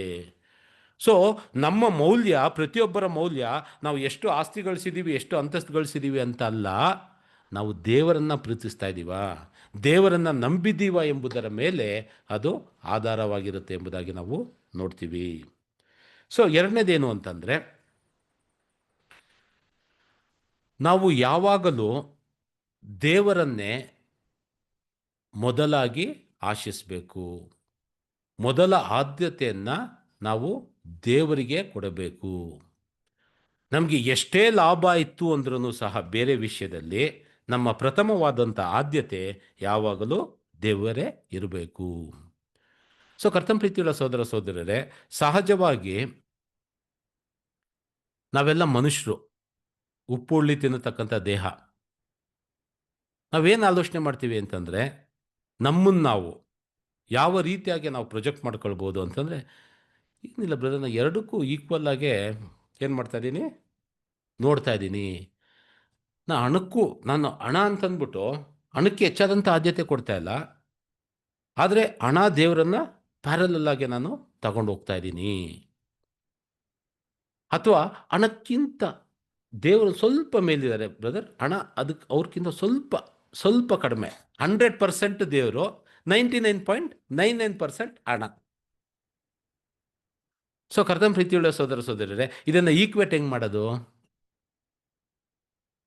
ಇದನ್ನು ಯಾವ ರೀತಿಯಾಗಿ ಅರ್ಥ ಮಾಡ್ಕೊಳ್ಬೋದು? 99.9% 100% ಏನಾರು ವ್ಯತ್ಯಾಸ ಇದೆಯಾ? ಏನು ವ್ಯತ್ಯಾಸ ಆಗಲ್ಲ. ಹಾಗಾದರೆ ಯಾವ ರೀತಿಯಾಗಿ ಇದನ್ನು ನಾವು ಬಿಡಿಸ್ಕೊಳ್ಬೇಕು? ಯಾವ ರೀತಿಯಾಗಿ ದೇವರೇ ಮೊದಲು, ಎಲ್ಲ ಲಾಭಕ್ಕಿಂತಲೂ ದೇವರೇ ಮೊದಲು ಅಂತ ಯಾವ ರೀತಿಯಾಗಿ ಬಿಡಿಸ್ಕೊಳ್ಬೇಕು ಅಂತಂದರೆ, ಸೊ ಕರ್ತನ ಪ್ರೀತಿಯುಳ್ಳ ಸಹೋದರ ಸಹೋದರರೇ, ನಾವು ಪ್ರತಿಯೊಬ್ಬರು ನಮ್ಮನ್ನು ನಾವು ಪ್ರಶ್ನೆ ಮಾಡ್ಕೊಳ್ಬೇಕು, ನಮ್ಮ ಜೀವಿತದಲ್ಲಿ ಯಾರು ಆಳ್ವಿಕೆಯನ್ನು ಮಾಡ್ತಾ ಇದ್ದಾರೆ? ನಮ್ಮ ಜೀವಿತದಲ್ಲಿ ಯಾರು ಆಳ್ವಿಕೆ ಮಾಡ್ತಾ ಇದ್ದಾರೆ? ಆ ಒಂದು ಪ್ರಶ್ನೆಗೆ ಉತ್ತರ ನೀವು ಏನು ಹೇಳ್ತೀರಾ ಅದೇ ಸತ್ಯ. ಬ್ರದರ್, ನನಗೇನು ಚಿಂತೆ ಇಲ್ಲ ಬ್ರದರ್, ನನಗೇನು ಚಿಂತೆ ಇಲ್ಲ. ಸಿಸ್ಟರ್, ನನಗೇನು ಚಿಂತೆ ಇಲ್ಲ. ಸಿಸ್ಟರ್ ಆಗ್ಬೋದು, ಬ್ರದರ್ ಆಗ್ಬೋದು, ನನಗೇನು ಚಿಂತೆ ಇಲ್ಲ. ನಮ್ಮಪ್ಪ ತುಂಬ ಮಾಡಿಟ್ಟಿದ್ದಾರೆ, ಬ್ಯಾಂಕ್ ಬ್ಯಾಲೆನ್ಸ್ ಇದೆ, ನಾನು ಸೇವ್ ಮಾಡ್ಕೊಂಡು ಹೋಗ್ತಾ ಇದ್ದೀನಿ ಅಂತಂದರೆ ನೆಕ್ಸ್ಟ್ ಅಲ್ಲೂ ಸಂಕಟ. ಏನು ಅಂತಂದರೆ, ಸೆಕ್ಯೂರ್ಡ್ ಆಗಿದ್ದೀನಿ, ಸೊ ಹಾಗಾಗಿ ಸೇವ್ ಮಾಡ್ಕೊಂಡು ಹೋಗ್ತಾ ಇದ್ದೀನಿ ಅಂದರೆ ನನ್ನ ಭಾರ ಯಾರ ಮೇಲೆ ಇದೆಯಂತೆ? ವಾಸ್ತವವಾಗಿ ಯಾರ ಮೇಲೆ ಇದೆಯಂತೆ? ಹಣದ ಮೇಲೆ ನನ್ನ ಭಾರ ಇದೆ. ಯಾಕಂದರೆ ಎಲ್ಲ ಮಾಡಿಟ್ಟಿದ್ದಾರೆ, ನನಗೇನು ತೊಂದರೆ ಇಲ್ಲ, ಸೇವೆ ಮಾಡ್ತಾ ಇದ್ದೀನಿ. ಸೊ ಕರ್ತನ ಪ್ರೀತಿಯುಳ್ಳ ಸಹೋದರ ಸಹೋದರರೇ, ಅದಕ್ಕೆ ದೇವರು ಹೇಳ್ತಾರೆ, ನಿಮ್ಮನ್ನು ನೀವು ಪ್ರಶ್ನೆ ಹಾಕೊಳ್ಳಿ. ನಿಮ್ಮ ಜೀವಿತದಲ್ಲಿ ಯಾರು ಆಳ್ವಿಕೆ ಮಾಡ್ತಾ ಇದ್ದಾರೆ ಅಂತ ನೀವು ನಿರ್ಧಾರ ಮಾಡಿ. ನಿಮಗೆ ಅದು ಚೆನ್ನಾಗಿ ಗೊತ್ತು. ಇದನ್ನು ಅರ್ಥ ಮಾಡ್ಕೊಳ್ಳೋದಕ್ಕೆ ನಮಗೆ ಸಹಾಯ ಮಾಡ್ತಾ ಇದ್ದಾರೆ ವಾಕ್ಯಗಳ ಮುಖಾಂತರ. ಏನಂತ ಹೇಳ್ತಾರೆ ಅಂತಂದರೆ, ಯಾವನು ಇಬ್ಬರು ಯಜಮಾನರಿಗೆ ಸೇವೆ ಮಾಡಲಾರನು. ಅವನು ಒಬ್ಬನನ್ನ ಪ್ರೀತಿಸ್ತಾನೆ, ಮತ್ತೊಬ್ಬನನ್ನ ದ್ವೇಷಿಸ್ತಾನೆ, ಇಲ್ಲವೇ ಒಬ್ಬನನ್ನ ಹೊಂದ್ಕೊಳ್ತಾನೆ, ಮತ್ತೊಬ್ಬನನ್ನ ತಾತ್ಸಾರ ಮಾಡ್ತಾನೆ. ನೀವು ದೇವರನ್ನು ಧನವನ್ನು ಎರಡು ಜೊತೆಗೆ ಸೇವಿಸುವುದಕ್ಕೆ ಸಾಧ್ಯನೇ ಇಲ್ಲ. Very clear. ಬೆಳಗ್ಗೆ 10 ಗಂಟೆಗೆ ಕೆಲಸಕ್ಕೆ ಹೋಗಬೇಕು, ಒಂದು ಕಡೆ 1000 ರೂಪಾಯಿ ಕೂಲಿ, ಮತ್ತೊಂದು ಕಡೆ 2000 ರೂಪಾಯಿ ಕೂಲಿ. ಆಟೋಮೆಟಿಕಲಿ ಏನು ಮಾಡ್ತೀವಿ? 2000. 10 ಗಂಟೆಗೆ 2000. ಸೊ ಕರ್ತನ ಪ್ರೀತಿಯುಳ್ಳ ಸಹೋದರ ಸಹೋದರರೇ, ಇದನ್ನೇ ಇಲ್ಲಿ ಹೇಳ್ತಾ ಇದ್ದಾರೆ. ನೀವು ಯಾವತ್ತಿಗೂ ಇಬ್ಬರು ಯಜಮಾನರನ್ನ ಸೇವಿಸುವುದಕ್ಕೆ ಸಾಧ್ಯನೇ ಇಲ್ಲ. ನೀವು ಒಬ್ಬರನ್ನ ಒಪ್ಕೊಳ್ತೀರಾ, ಒಬ್ಬರನ್ನ ಬಿಡ್ತೀರಾ, ಒಬ್ಬರನ್ನ ಪ್ರೀತಿ ಮಾಡ್ತೀರಾ, ಮತ್ತೊಬ್ಬರನ್ನ ತಾತ್ಸಾರ ಮಾಡ್ತೀರಾ. ನೀವು ಎರಡನ್ನೂ ಜೊತೆಗೆ ಮಾಡ್ತೀವಿ ಅಂತಂದರೆ ಅದು ನಿಮ್ಮನ್ನು ನೀವು ಮೋಸ ಪಡಿಸ್ಕೊಳ್ತಾ ಇದ್ದೀರಾ. ಮತ್ತಾಯ 6:24. ಯಾವನು ಇಬ್ಬರು ಯಜಮಾನರಿಗೆ ಸೇವೆ ಮಾಡಲಾರನು. ಅವನು ಒಬ್ಬನನ್ನು ದ್ವೇಷಿಸಿ ಮತ್ತೊಬ್ಬನನ್ನು ಪ್ರೀತಿಸುವನು, ಇಲ್ಲವೇ ಒಬ್ಬನನ್ನು ಹೊಂದಿಕೊಂಡು ಮತ್ತೊಬ್ಬನನ್ನು ತಾತ್ಸಾರ ಮಾಡುವನು. ನೀವು ದೇವರನ್ನು ಧನವನ್ನು ಕೂಡ ಸೇವಿಸಲಾರಿರಿ. ನೀವು ದೇವರನ್ನು ಧನವನ್ನು ಕೂಡ ಸೇವಿಸಲಾರಿರಿ. ಸೊ ಕರ್ತನ ಪ್ರೀತಿಯುಳ್ಳ ಸಹೋದರ ಸಹೋದರರೇ, ದೇವರು ಈ ಒಂದು ವ್ಯತ್ಯಾಸವನ್ನು ಭಾಳ ಕ್ಲಿಯರ್ ಆಗಿ ನಮಗೆ ಮಂದಟ್ಟು ಮಾಡಿಕೊಡ್ತಾ ಇದ್ದಾರೆ. ಸೊ ಅಲ್ಲಿ ನಮಗೆ ನಾವು ಚೂಸ್ ಮಾಡಬೇಕು, ಯಾರು ನಮ್ಮ ಒಡೆಯ, ಯಾರು ನಮ್ಮ ಜೀವಿತದಲ್ಲಿ ಆಳ್ವಿಕೆ ಮಾಡ್ತಾ ಇದ್ದಾರೆ. ಅದಕ್ಕೆ ದೇವರು ಸಪೋರ್ಟ್ ಮಾಡ್ತಾರೆ. ಏನು ಸಪೋರ್ಟ್ ಮಾಡ್ತಾರೆ? ಕ್ಲಿಯರ್ ಆಗಿ ಹೇಳ್ತಾರೆ, ನೋಡಪ್ಪ, ಕನ್ಫ್ಯೂಷನಲ್ಲಿ ಇಡಬೇಡ, ನಿಮ್ಮ ಮೇಲೆ ಬಿಟ್ಟಿದ್ದೀನಿ, ನೀನು ನಿರ್ಧಾರ ಮಾಡು ಅಂತ ನಿನಗೆ ಗೈಡೆನ್ಸ್ ಕೊಡ್ತಾ ಇದ್ದೀನಿ ನೋಡು. ಏನು ಅಂತಂದರೆ, ನೀನು ಫಸ್ಟು ದೇವರ ರಾಜ್ಯಕ್ಕಾಗಿ, ಆತನ ನೀತಿಗಾಗಿ ತವಕಪಡ, ಆಗ ಎಲ್ಲವೂ ಸಹ ಅದ್ರ ಜೊತೆ ಬರುತ್ತದೆ. ಮತ್ತಾಯ 6:33. ನೀವು ಮೊದಲು ದೇವರ ರಾಜ್ಯಕ್ಕಾಗಿಯೂ ನೀತಿಗಾಗಿಯೂ ತವಕಪಡಿರಿ, ಇವುಗಳ ಕೂಡ ಅವೆಲ್ಲವೂ ನಿಮಗೆ ದೊರಕುವುದು. ಇವುಗಳು ಕೂಡ ಅವೆಲ್ಲವೂ ನಿಮಗೆ ದೊರಕುವುದು. ಸೊ ಕರ್ತನ ಪ್ರೀತಿಯುಳ್ಳ ಸಹೋದರ ಸಹೋದರಿ, ಇದು ತುಂಬ ಸಿಂಪಲ್ ಥಿಯರಿ. ಏನು ಅಂತಂದರೆ, ನಾವು ನಮ್ಮ ಜೀವಿತದಲ್ಲಿ ಹಣವನ್ನು ನಮ್ಮ ಒಡೆಯನನ್ನಾಗಿ ಮಾಡ್ಕೊಂಡ್ರೆ ಹಣದ ಲಿಮಿಟೇಷನ್ ನಮ್ಗೆ ಗೊತ್ತು. ಏನು?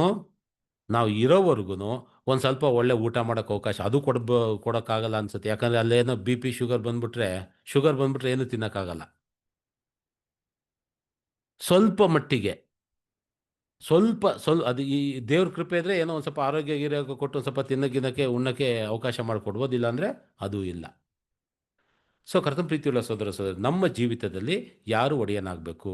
ದೇವ್ರ ಒಡೆಯನಾಗಬೇಕು ಅಥವಾ ಹಣ ಒಡೆಯನಾಗಬೇಕು? ಹಣ ಒಡೆಯನಾದರೆ ಖಂಡಿತವಾಗಿ ನಮಗೆ ಯಾವ ರೀತಿಯಾದಂಥ ಪ್ರಯೋಜನ ಆಗಲ್ಲ, ಏಳಿಗೆ ಆಗಲ್ಲ. ಯಾವಾಗ ಬೇಕಾದರೂ ಏನು ಬೇಕಾದ್ರೂ ನಮ್ಮ ಜೀವಿತದಲ್ಲಿ ಆಗ್ಬೋದು. ಮತ್ತು ಅದರಿಂದ ಸಿಗತಕ್ಕಂಥ ಒಂದು ಫಲಿತಾಂಶ ಕೇವಲ ತಾತ್ಕಾಲಿಕವಾದಂಥ ಫಲಿತಾಂಶ ಹೊರತು ಶಾಶ್ವತವಾದಂಥ ಒಂದು ಫಲಿತಾಂಶ ಅಲ್ಲ. ಆದರೆ ಬ್ಯೂಟಿ ಏನು ಅಂತಂದರೆ, ದೇವರನ್ನು ಒಡೆಯನನ್ನಾಗಿ ಮಾಡ್ಕೊಂಡ್ರೆ ದೇವರು ನಮ್ಮನ್ನು ಗೌರವಿಸ್ತಾರೆ, ನಮ್ಮ ಬಗ್ಗೆ ಪ್ರೀತಿ ಇಟ್ಕೊಂಡಿರ್ತಾರೆ.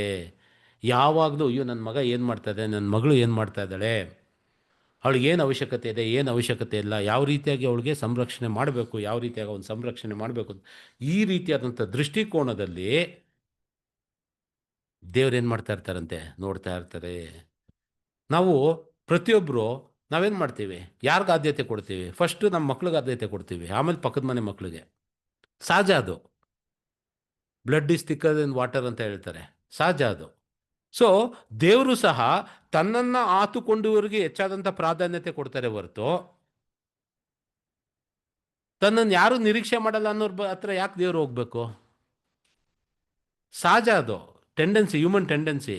ಸೊ ದೇವ್ರ ಟೆಂಡೆನ್ಸಿ ಏನಂತೆ, ತನ್ನ ಮಕ್ಕಳು ಅಂತಂದರೆ ಯಾವ ಕಾರಣಕ್ಕೂ ಆತ ಬಿಡ. ಏನಂತ ಹೇಳ್ತಾರೆ, ಆತ ತಲೆ ಕೂದಲು ಸಹ ನಾನು ಲೆಕ್ಕ ಹಾಕಿದ್ದೀನಿ ಅಂತಂದ್ಬಿಟ್ಟು. ಸೊ ಆ ರೀತಿಯಾದಂಥ ನಿಟ್ಟಿನ ಮತ್ತೊಂದು ಕಡೆ ಹೇಳ್ತಾರೆ, ತುಂಬ ಚೆನ್ನಾಗಿ, ಅದು ಭಾಳ ಸ್ಪೆಸಿಫೈಯಿಂಗ್ ಇದು ವರ್ಡ್, ಇದು ಏನೋ ಕೊಟೇಶನ್. ಏನು ಅಂತಂದರೆ, ನಿನಗೆ ಮುಪ್ಪಾಯಿತು ಅಂತಂದ್ರೂ ನಾನು ನಿನ್ನನ್ನು ಒತ್ತುಕೊಂಡು ತಿರುಗುವೇನು ಅಂತ, ನಾನು ನಿನ್ನನ್ನು ಒತ್ಕೊಂಡು ನಿರ್ವಹಿಸ್ತೀನಿ ಅಂತ ಹೇಳ್ತಾರೆ. ಮುಪ್ಪು, ಕರೆಕ್ಟ್, ಸಹಿಸುವೇನು ಅಂತ, ನಾನು ನಿನ್ನನ್ನು ಒತ್ಕೊಂಡು ಸಹಿಸ್ತೀನಿ ಅಂತ. ಬೇಕಾದ್ರೆ ಅವ್ರ ಮಕ್ಕಳು ಬಿಟ್ಬಿಡ್ಬೋದು, ಅಪ್ಪ ಅಮ್ಮನಿಗೆ ವಯಸ್ಸಾಗ್ಬಿಟ್ಟಿದೆ ಅಂತ ಅಂದ್ಬಿಟ್ಟು. ಆದರೆ ದೇವ್ರು ಏನಂತ ಹೇಳ್ತಾ ಇದ್ದಾರೆ, ನಾನು ನಿನ್ನನ್ನು ಒತ್ತುಕೊಂಡು ನಿನ್ನನ್ನು ನಿರ್ವಹಿಸ್ತೀನಿ ಅಂತ. ಸೊ ಅಷ್ಟು ರೀತಿಯ ಸ್ಪೆಸಿಫೈಯಿಂಗ್ ವರ್ಡ್ಸ್ನ ನಾವು ಸತ್ಯವೇದದಲ್ಲಿ ನೋಡ್ತೀವಿ. ಸೊ ಕರ್ತನ ಪ್ರೀತಿಯುಳ್ಳ ಸಹೋದರ ಸಹೋದರರೇ, ಈಗ ಸಹಜವಾಗಿ ನಮಗೆ ಮಾಸ್ಟರ್ ಯಾರು ಅಂತಂದರೆ, ನಮ್ಮ ಒಡೆಯ ಯಾರಾಗಬೇಕು ಅಂತಂದರೆ ದೇವರೇ ನಮ್ಮ ಒಡೆಯನಾಗಿರಬೇಕು. ಹಣಕ್ಕಿಂತ ಮೊದಲು ನಮ್ಮ ಆದ್ಯತೆ ಯಾರಿಗಿರಬೇಕು ಅಂತಂದರೆ ದೇವರಿರಬೇಕು. ಎಲ್ಲ ಲಾಭಕ್ಕಿಂತಲೂ ಮುಂಚೆ ನಮಗೆ ದೇವರು ಇರಬೇಕು ಎಂಬುದನ್ನು ನಾವು ಇದರಿಂದ ಅರ್ಥ ಮಾಡ್ಕೊಳ್ತೀವಿ. ಸೊ ಮೂರನೇ ಒಂದು ವಿಷಯ ಏನು ಅಂತಂದರೆ, ದೇವರು ಭಾಳ ಮುಖ್ಯವಾದಂಥ ಒಂದು ವಿಷಯ, ದೇವರು ತನ್ನ ಮಕ್ಕಳಿಗೆ ಏನು ಆಜ್ಞೆ ಕೊಡ್ತಾರೆ ಅಂತಂದರೆ, ನೀವು ಕೆಲಸ ಮಾಡಿ, ನೀವು ಕೆಲಸ ಮಾಡಿ, ನಿಮ್ಮ ಕುಟುಂಬವನ್ನು ನೀವು ನಿರ್ವಹಿಸಿ. ಇದು ದೇವರು ಹೇಳತಕ್ಕಂಥ ಮಾತು. ಸೊ ಇದಕ್ಕೆ ಭಾಳ ಕಠಿಣವಾದಂಥ ವಾಕ್ಯ ಇದು. ಇಷ್ಟು ಕಠಿಣವಾಗಿರುತ್ತೆ ಅಂತ ನಾನು ಅಂದ್ಕೊಂಡಿರಲಿಲ್ಲ. ಅಧ್ಯಯನ ಮಾಡಬೇಕಾದ್ರೆ ಅನಿಸ್ತು ಇಷ್ಟು ಕಠಿಣವಾಗಿದ್ಯಾ ಅಂತಂದ್ಬಿಟ್ಟು.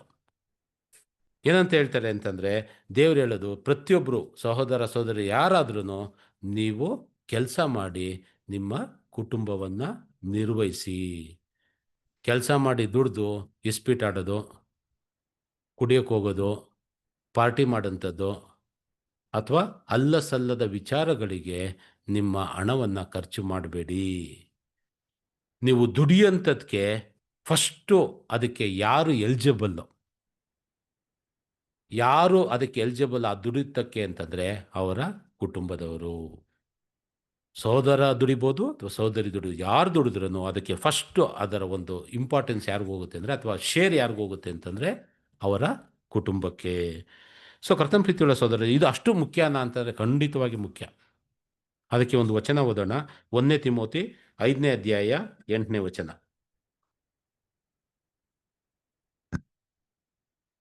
ಯಾವನಾದರೂ ಸ್ವಂತ ಜನರನ್ನು, ವಿಶೇಷವಾಗಿ ತನ್ನ ಮನೆಯವರನ್ನು ಸಂರಕ್ಷಿಸದೆ ಹೋದರೆ ಅವನು ಕ್ರಿಸ್ತ ನಂಬಿಕೆಯನ್ನು ತಿರಸ್ಕರಿಸಿದವನು, ನಂಬದವನಿಗಿಂತ ಕಡೆಯಾದವನು ಆಗಿದ್ದಾನೆ. ಆ, ಎಷ್ಟು ಕಠಿಣವಾಗಿದೆ ಅಂತಂದರೆ, ಯಾವನಾದರೂ ಸ್ವಂತ ಜನರನ್ನ, ವಿಶೇಷವಾಗಿ ತನ್ನ ಮನೆಯವರನ್ನು ಸಂರಕ್ಷಿಸದೆ ಹೋದರೆ ಅವನು ಕ್ರಿಸ್ತ ನಂಬಿಕೆಯನ್ನು ತಿರಸ್ಕರಿಸಿದವನು, ನಂಬದವರಿಗಿಂತ ಕಡೆಯವನಂತೆ. ಅಂದರೆ ಅನ್ಯರಿಗಿಂತ ಕಡೆಯವರಾಗಿ ಹೋಗ್ತೀವಂತೆ. ಯಾರು ಕ್ರಿಸ್ತ ನಂಬಿಕೆ ಅಲ್ವೋ, ಯಾರು ಇಹಲೋಕದಲ್ಲಿ ಕಂಡ ಒಂದು ಪಾಪಗಳಿಗೆ ಬಿದ್ದು ತೊಳ್ಳಾಡ್ತಾ ಇದ್ದಾರೋ ಅವರಿಗಿಂತ ನಾವೇನಾಗಿ ಹೋಗ್ತೀವಂತೆ, ಕಡೆ ಆಗೋಗ್ತದೆ. ಎಷ್ಟು ಕಠಿಣವಾಗಿದೆ ಅಂತಂದರೆ ಕುಟುಂಬವನ್ನು ನಿರ್ವಹಿಸಬೇಕಾಗಿರೋಂಥದ್ದು ಆ ಕುಟುಂಬದ ಸಹೋದರ ಅಥವಾ ಸಹೋದರಿ ಯಾರಿದ್ದಾರೋ ಅವರ ಒಂದು ಜವಾಬ್ದಾರಿಯಾಗಿರುತ್ತೆ. ಸೊ ಕರ್ತನ ಪ್ರೀತಿಯುಳ್ಳ ಸಹೋದರ ಸಹೋದರಿಯರೇ, ಕೆಲಸ ಮಾಡಬೇಕು ಎಂಬುದಕ್ಕೆ ಭಾಳಷ್ಟು ದೇವರು ನಮಗೆ ವಾಕ್ಯಗಳು ಕೊಡ್ತಾರೆ. ಅಂದರೆ ಕೆಲಸ ಮಾಡಬೇಕಾಗಿರುವಂಥದ್ದು ಒಬ್ಬರು ಕರ್ತವ್ಯ, ಪ್ರತಿಯೊಬ್ಬ ಕ್ರಿಸ್ತಿಯರದು ಕರ್ತವ್ಯ ಅಂತಂದ್ಬಿಟ್ಟು ಏನು ಬೇಕಾದ್ರೂ ಕೆಲಸ ಆಗ್ಬೋದು. ಅದಕ್ಕೆ ಏನಂತ ಹೇಳ್ತಾರೆ ಅಂತಂದರೆ, ಜೋಲುಗೈ ದಾರಿದ್ರ್ಯ, ಚುರುಕುಗೈ ಐಶ್ವರ್ಯ. ಸೊ ಜೋಲುಗೈ ಏನಂತೆ, ದಾರಿದ್ರ್ಯ, ಚುರುಕುಗೈ ಐಶ್ವರ್ಯ.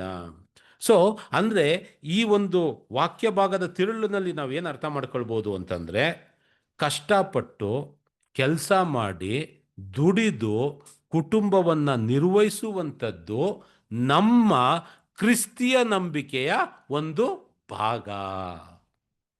ಏನಂತೆ, ಅದೇ ಎಲ್ಲ ಅಲ್ಲ, ಕ್ರಿಸ್ತ ನಂಬಿಕೆಯ ಒಂದು ಭಾಗ. ಆದರೆ ಯಾವತ್ತಿಗೂ ಈ ದುಡಿಯತಕ್ಕಂಥ ಒಂದು ಆಸೆ ಇದೆಯಲ್ಲ, ಇದು ಯಾವತ್ತಿಗೂ ದೇವರ ಆರಾಧನೆಗಿಂತ ಹೆಚ್ಚಾಗಿ ಹೋಗಕೂಡದು. ಕಷ್ಟಪಟ್ಟು ಪೌಲ ಬೆಳಗ್ಗೆಯಿಂದ ರಾತ್ರಿ ಏನಂತ ಹೇಳ್ತಾರೆ, ಬೆಳಗ್ಗೆಯಿಂದ ರಾತ್ರಿವರೆಗೂ ದುಡಿದು ನಾನು ಜೊತೆಗೆ ಸೇವೆನೂ ಮಾಡ್ತಾ ಇದ್ದೆ. ನಾವು ಊಟ ಮಾಡಬೇಕು ಅಂತಂದ್ರೂ ನನ್ನ ದುಡ್ಡು ಕೊಟ್ಟೆ ಊಟ ಮಾಡ್ತಾ ಇದೆ. ಜೊತೆಗೆ ಏನಾಗ್ತಾ ಇತ್ತಂತೆ, ಸೇವಾ ಕಾರ್ಯವೂ ಸಹ ಹೋಗ್ತಾ ಇತ್ತು. ಸೊ ಕರ್ತನ ಪ್ರೀತಿಯುಳ್ಳ ಸಹೋದರ ಸಹೋದರರೇ, ಇಲ್ಲಿ ಈ ಒಂದು ವಾಕ್ಯದ ಅಂದರೆ ದೇವರ ಒಂದು ಆಜ್ಞೆಯ ಒಂದು ತಿರುಳು ಏನು ಅಂತಂದರೆ, ನಾವು ಕೆಲಸ ಮಾಡಿ ಕುಟುಂಬವನ್ನು ನಿರ್ವಹಿಸಬೇಕು ಅಂತಂದರೆ ಇದು ನಮ್ಮ ಕ್ರಿಸ್ತ ನಂಬಿಕೆಯ ಒಂದು ಭಾಗ. ಯಾವತ್ತಿಗೂ ಈ ಒಂದು ಕಾರ್ಯ ನಮ್ಮ ಕ್ರಿಸ್ತ ನಂಬಿಕೆಯನ್ನು ತೆಗೆದು ಹಾಕಕೂಡದು. ದುಡಿಬೇಕು ಬ್ರದರ್, ದುಡಿಬೇಕು ಅಂತಂದ್ಬಿಟ್ಟು ಕ್ರಿಸ್ತ ನಂಬಿಕೆಯನ್ನು ತೆಗೆದುಬಿಟ್ರೆ ಅದು ಯಾವ ಪ್ರಯೋಜನವೂ ಇಲ್ಲ. ಸೊ 4ನೇ ನಾವು ಏನು ನೋಡ್ತೀವಿ ಅಂತಂದರೆ, ಯಾವತ್ತಿಗೂ ಹಣಕ್ಕಾಗಿ, ಸಂಬಳಕ್ಕಾಗಿ ನಾವು ದೇವರನ್ನು ವ್ಯವಹರಿಸಕೂಡದು. We should never trade God for wages. ಏನಿದ್ರ ಅರ್ಥ? We should never trade God for wages. ಸಂಬಳಕ್ಕಾಗಿ, ಹಣಕ್ಕಾಗಿ ದೇವರನ್ನು ನಾವು ವ್ಯವಹಾರ ಮಾಡಬಾರದು ಅಂತಂದರೆ.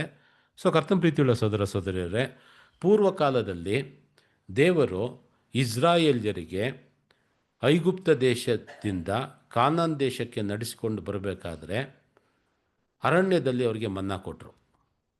ಮನ್ನಾ ಕೊಟ್ಟಾಗ ಏನಂತ ಹೇಳಿದರು ನೋಡಿ, ಒಬ್ಬೊಬ್ಬ ವ್ಯಕ್ತಿ ಒಂದೊಂದು ಸೇರಿನಷ್ಟು ದಿನಕ್ಕೆ ತಕ್ಕಂತೆ ಅವರು ಅದನ್ನು ಶೇಖರಣೆ ಮಾಡಿಟ್ಕೊಳ್ಬೋದು.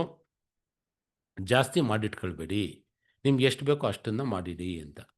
ಆದರೆ ಜನ ಆಸೆಗೆ ಏನು ಮಾಡಿದ್ರು ಅಂದರೆ ಜಾಸ್ತಿ ಮಾಡಿಟ್ರು, ಮರುದಿನ ಅದು ಕೆಟ್ಟೋಗ್ತಾ ಇತ್ತು. ಆದರೆ 6ನೇ ದಿನದಲ್ಲಿ ಮಾತ್ರ ದೇವರು ಹೇಳಿದ್ರು ಡಬಲ್ ತಗೊಳ್ಳಿ, ನೀವು 7ನೇ ದಿನದ್ದು ಸೇರಿಸಿ ತಗೊಳ್ಳಿ ಅಂತಂದರು. ಅವ್ರು ಸೇರಿಸಿ ತಗೊಂಡ್ರು, ಅದು ಕೆಟ್ಟೋಗಲಿಲ್ಲ. ಅದೇ ಮನ್ನ 1ನೇ ದಿನದಲ್ಲಿ ಜಾಸ್ತಿ ಶೇಖರಣೆ ಮಾಡಿದ್ರೆ ಕೆಟ್ಟೋಗುತ್ತೆ, 2ನೇ ದಿನದಲ್ಲಿ ಶೇಖರಣೆ ಮಾಡಿದ್ರೆ ಕೆಟ್ಟೋಗುತ್ತೆ, ಆದರೆ 6ನೇ ದಿನದಲ್ಲಿ ಮಾತ್ರ ಶೇಖರಣೆ ಮಾಡೋದು ಕೆಡಲ್ಲ. ಅಂದರೆ ದೇವರು ತನ್ನ ಆಲೋಚನೆಯನ್ನು ಅಲ್ಲೇ ಇಟ್ಬಿಟ್ಟಿದ್ರು. ಏನು ಅಂತಂದರೆ 7ನೇ ದಿನ ನನ್ನ ವಿಶ್ರಾಂತಿಯ ದಿನವಾಗಿದೆ. ಸೊ ಅದು ದೇವರ ದಿನ. ಸೊ ದೇವರಿಗಾಗಿ ಮೀಸಲಾಗಿ ಇಡಬೇಕಾದಂಥ ದಿನ. ದೇವರು ದಶಾಜ್ಞೆನ ಕೊಟ್ಟಾಗ ಏನು ಇನ್ಸ್ಟ್ರಕ್ಷನ್ನು ನಾವು ನೋಡೋಂಥದ್ದು, 6 ದಿನಗಳು ನೀವು ಕೆಲಸ ಮಾಡ್ಬೋದು, ಆದರೆ 7ನೇ ದಿನದಲ್ಲಿ ಮಾತ್ರ ನೀವು ಕೆಲಸ ಮಾಡಬಾರ್ದು, ನೀವು ವಿಶ್ರಾಂತಿನ ಪಡ್ಕೊಳ್ಬೇಕು. ನನಗೋಸ್ಕರ ನೀವು ಸಭೆಯಾಗಿ ಸೇರಬೇಕು, ನನ್ನ ದಿನ ಅಂತ ಅಲ್ಲಿ ಹೇಳುವಂಥದ್ದನ್ನು ನೋಡ್ತೀವಿ. ವಿಮೋಚನಾ ಕಾಂಡ 20ನೇ ಅಧ್ಯಾಯ 8ರಿಂದ 10ನೇ ವಚನ.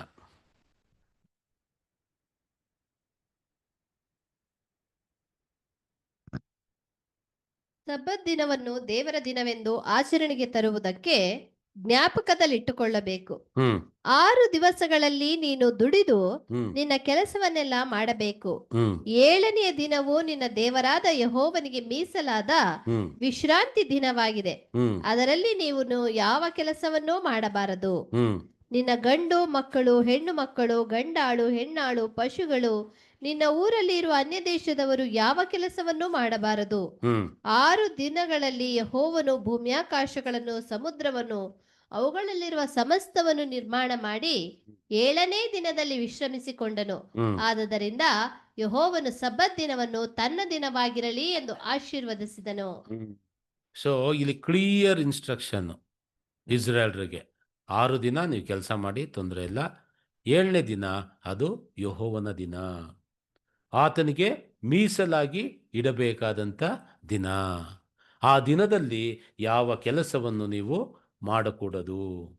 ಸೊ ಕರ್ತನ ಪ್ರೀತಿಯುಳ್ಳ ಸಹೋದರ ಸಹೋದರರೇ, ಇದು ಕ್ಲಿಯರ್ ಇನ್ಸ್ಟ್ರಕ್ಷನ್. ಏನು ಅಂತಂದರೆ, ನಾವು ದೇವರ ದಿನವನ್ನು, ದೇವರ ಸಮಯವನ್ನು ನಮ್ಮ ಹಣ ಗಳಿಸುವಿಕೆಗಾಗಿ ಅದನ್ನು ಉಪಯೋಗ ಮಾಡಿಕೊಳ್ಳಬಾರದು. ಬ್ರದರ್, ಇವತ್ತು ಸಂಡೇ ಓವರ್ ಟೈಮ್ ಬ್ರದರ್, ಅದಕ್ಕೆ ನಾನು ಪ್ರೇಯರ್ಗೆ ಬರೋಕ್ಕಾಗಲ್ಲ. Over time, double the money, double the wages.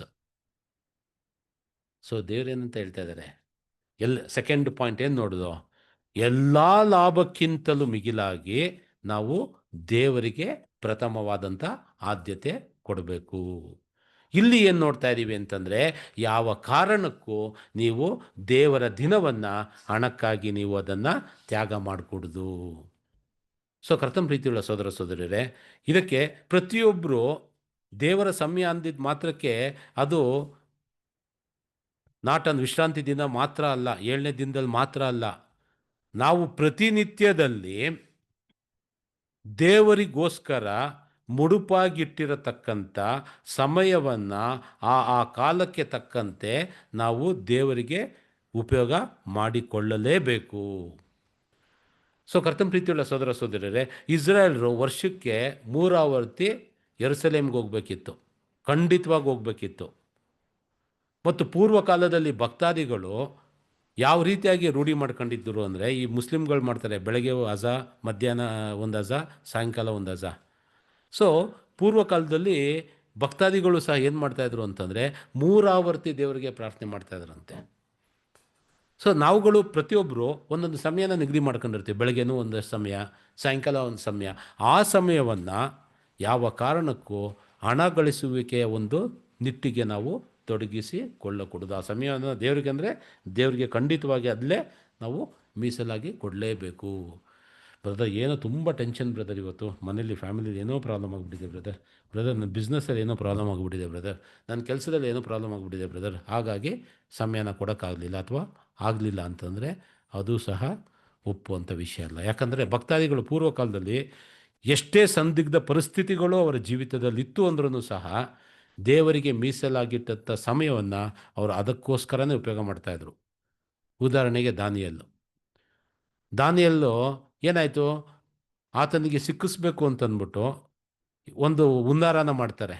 ಏನು ಅಂತಂದರೆ ನೋಡಿ, ರಾಜನಿಗೆ ಹೋಗಿ ಹೇಳ್ತಾರೆ, ರಾಜ ನೋಡಪ್ಪ, ನಿನ್ನ ಪ್ರಜೆಗಳಲ್ಲಿ ಯಾರೂ ಸಹ ತಮಗೇನೇ ತೊಂದರೆಗಳಿತ್ತು ಅಂತಂದ್ರೂ ಅವರು ನಿನ್ನ ಹತ್ರ ಬಂದು ಅವ್ರು ಅರಿಕೆ ಮಾಡ್ಕೊಳ್ಬೇಕು. ನೀನು ರಾಜ, ನೀನು ಅದನ್ನು ಪರಿಹಾರ ಕೊಡಬೇಕು. ಅವ್ರು ಬೇರೆ ಏನು ಮಾಡಿಕೊಡ್ದು. ಒಂದು ವೇಳೆ ಅವರು ನಿನ್ನನ್ನು ಬಿಟ್ಟು ಬೇರೆ ಕಡೆ ಏನಾದರೂ ಹೋಯ್ತು ಅಂತಂದರೆ ಅಂಥವ್ರನ್ನ ಗುರುತಿಸಿ ಅವ್ರಿಗೆ ಶಿಕ್ಷೆಗೆ ಒಳಪಡಿಸ್ಬೇಕು ಅಂತಂದ್ಬಿಟ್ಟು ರಾಜಶಾಸನ ಮಾಡಿಬಿಡ್ತಾರೆ. ಏನು ಗುರುತಿಸಿ ಇದು ಮಾಡಬೇಕು, ಶಿಕ್ಷೆ ಕೊಡಬೇಕಂದ್ರೆ ಸಿಂಹದ ಗವಿಗೆ ಹಾಕತಕ್ಕಂಥ ಒಂದು ಶಿಕ್ಷೆ. ಗೊತ್ತಿರುತ್ತೆ ದಾನಿಯೇಲ ದೇವರನ್ನು ಆತ್ಕೊಂಡಿರ್ತಾನೆ ಅಂತಂದ್ಬಿಟ್ಟು. ಸೊ ಅದಕ್ಕೋಸ್ಕರ ಆತನ ಜೊತೆಯಲ್ಲಿರತಕ್ಕಂಥ ಬೇರೆ ಅಧಿಕಾರಿಗಳು ಆತನನ್ನು ಸಿಕ್ಕಿಸಿ ರಾಜನ ದೃಷ್ಟಿಯಲ್ಲಿ ಆತನ ಕೆಳಗಡೆ ಇಳಿಸ್ಬೇಕು ಅಂತಂದ್ಬಿಟ್ಟು ಈ ಹುನ್ನಾರನ ಮಾಡ್ತಾರೆ. ದಾನಿಯೇಲನಿಗೆ ವಿಚಾರ ಗೊತ್ತಾಗುತ್ತೆ, ರಾಜ ಅದಾಗಲೇ ಸೈನ್ ಹಾಕ್ಬಿಟ್ಟಿದ್ದಾರೆ ಅದಕ್ಕೆ ಅಂತಂದ್ಬಿಟ್ಟು. ದಾನಿಯೇಲ ವಿಚಲಿತನಾಗಲ್ಲ, ಗಾಬರಿ ಆಗಲ್ಲ. ಏನು ಮಾಡ್ತಾನಂತೆ, ಯಥಾ ಪ್ರಕಾರ ಮೇಲಿಗೆ ಹೋಗ್ತಾನಂತೆ, ಮೇಲಂತಸ್ತಿಗೆ. ತನ್ನ ಕೋಣೆಯಲ್ಲಿ ಯಥಾ ಪ್ರಕಾರ 3 ಆವರ್ತಿ ಹೆಂಗೆ ಪ್ರಾರ್ಥನೆ ಮಾಡ್ತಾ ಇದ್ನೋ ಅದೇ ರೀತಿಯಾಗಿ ಅವನು ಪ್ರಾರ್ಥನೆಯನ್ನು ಮಾಡ್ತಾನಂತೆ. ದಾನಿಯೇಲ 6:10.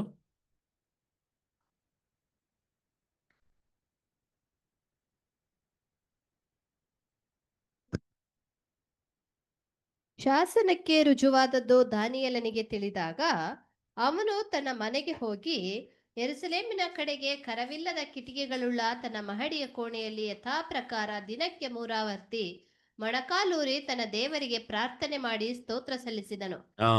ಶಾಸನಕ್ಕೆ ರುಜುವಾದಾಗ, ಸೊ ಆ ಶಾಸನಕ್ಕೆ ರುಜುವಾದಾಗ ಏನಾಯಿತು, ಈ ರೀತಿಯಾಗಿ ಅವನು ಹೋಗಿ ದೇವರಿಗೆ ಪ್ರಾರ್ಥನೆ ವಿಜ್ಞಾಪನೆಯನ್ನು ಸಲ್ಲಿಸ್ತಾನಂತೆ. ಸೊ ಕರ್ತನ ಪ್ರೀತಿಯುಳ್ಳ ಸಹೋದರರೇ, ಇದರ ತಾತ್ಪರ್ಯ ಏನು ಅಂತಂದರೆ, ದೇವರಿಗೆ ಆರಾಧನೆ ಮಾಡುವುದಕ್ಕಾಗಿ ನಾವು ಮೀಸಲಿಟ್ಟಂಥ ಸಮಯವನ್ನು ಯಾವ ಕಾರಣಕ್ಕೂ ತಪ್ಪಿಸಿಕೊಳ್ಳದೆ, ಅದು ನಮಗೆ ಎಷ್ಟೇ ದುಬಾರಿಯಾಗಿ ಪರಿಣಮಿಸಿದರೂ, ಎಷ್ಟೇ ತೊಂದರೆಯನ್ನು ಒಡ್ಡತಕ್ಕಂಥ ವಿಚಾರ ಆಯಿತು ಅಂದ್ರೂ ಸಹ ನಾವು ಆ ಸಮಯವನ್ನು ದೇವರಿಗೋಸ್ಕರ ಮೀಸಲಾಗಿ ಇಡಲೇಬೇಕು. ಸೊ ಆವಾಗ ದೇವ್ರು ಏನು ಮಾಡ್ತಾರಂತೆ, ಅಂಥವ್ರನ್ನ ಅವರು ಸನ್ಮಾನಿಸ್ತಾರೆ. ಸ್ಕೂಲಲ್ಲಿ ಅಟೆಂಡೆನ್ಸ್ ಹಾಕ್ಬೇಕು. ಇದು ಟೀಚರ್ಸ್ ಏನು ಮಾಡ್ತಾರೆ ಅಂದರೆ, ಸ್ಕೂಲಲ್ಲಿ 100% ಅಟೆಂಡೆನ್ಸ್ ಇದ್ದರೆ ಆ ಸ್ಟೂಡೆಂಟ್ಗೆ ಏನು ಮಾಡ್ತಾರೆ, ಅವರು ಈ ಒಲವು ಜಾಸ್ತಿ ತುಂಬ ಹೆಚ್ಚಾಗಿರುತ್ತೆ ಒಂದು ಓದೋ ಮಕ್ಕಳ ಮೇಲೆ. ಜೊತೆಗೆ ಏನಂತೆ, ಅಟೆಂಡೆನ್ಸ್ ಜಾಸ್ತಿ ಯಾರಿರ್ತಾರೋ ಒಂದು ಸಾಫ್ಟ್ ಕಾರ್ನರು, ಒಂದು ಅಭಿಪ್ರಾಯ ಅವ್ರ ಮೇಲಿರುತ್ತೆ. ಸೊ ದೇವ್ರಿಗೂ ಅಷ್ಟೇ, ಯಾವಾಗಲೂ ಬಂದು ನನ್ನ ದೇವಾಲಯದಲ್ಲಿ ಅಥವಾ ವೈಯಕ್ತಿಕವಾಗಿ ತಮ್ಮ ಪ್ರಾರ್ಥನೆಗಳಲ್ಲಿ ನನಗೆ ಅಟೆಂಡೆನ್ಸ್ ಆಗ್ತಾ ಇದ್ದಾರೆ ಅಂದರೆ ದೇವ್ರಿಗೆ ಮೊರೆ ಹೋಗ್ತಾ ಇದ್ದಾರೆ ಅಂತ. ಅಟೆಂಡೆನ್ಸ್ ಅಂತಂದರೆ ನಾನು ತಮ್ಗೆ ಅರ್ಥ ಆಗಲಿ ಅಂತ ಆ ಪದನ ಬಳಕೆ ಮಾಡಿದೆ. ಏನು ಅಂತಂದರೆ, ನಾವು ಎಷ್ಟು ಸಮಯ ದೇವ್ರ ಬಳಿಗೆ ಹೋಗ್ತೀವೋ ಅಷ್ಟು ದೇವರು ನಮ್ಮ ಬಳಿಗೆ ಬರುತ್ತಾನೆ. ಅದಕ್ಕೆ ವಚನವೂ ಇದೆ. ಸೊ ನೀವು ದೇವರ ಬಳಿಗೆ ಬಂದಿರಿ, ಆಗ ಆತನು ನಿಮ್ಮ ಬಳಿಗೆ ಬರುವನು.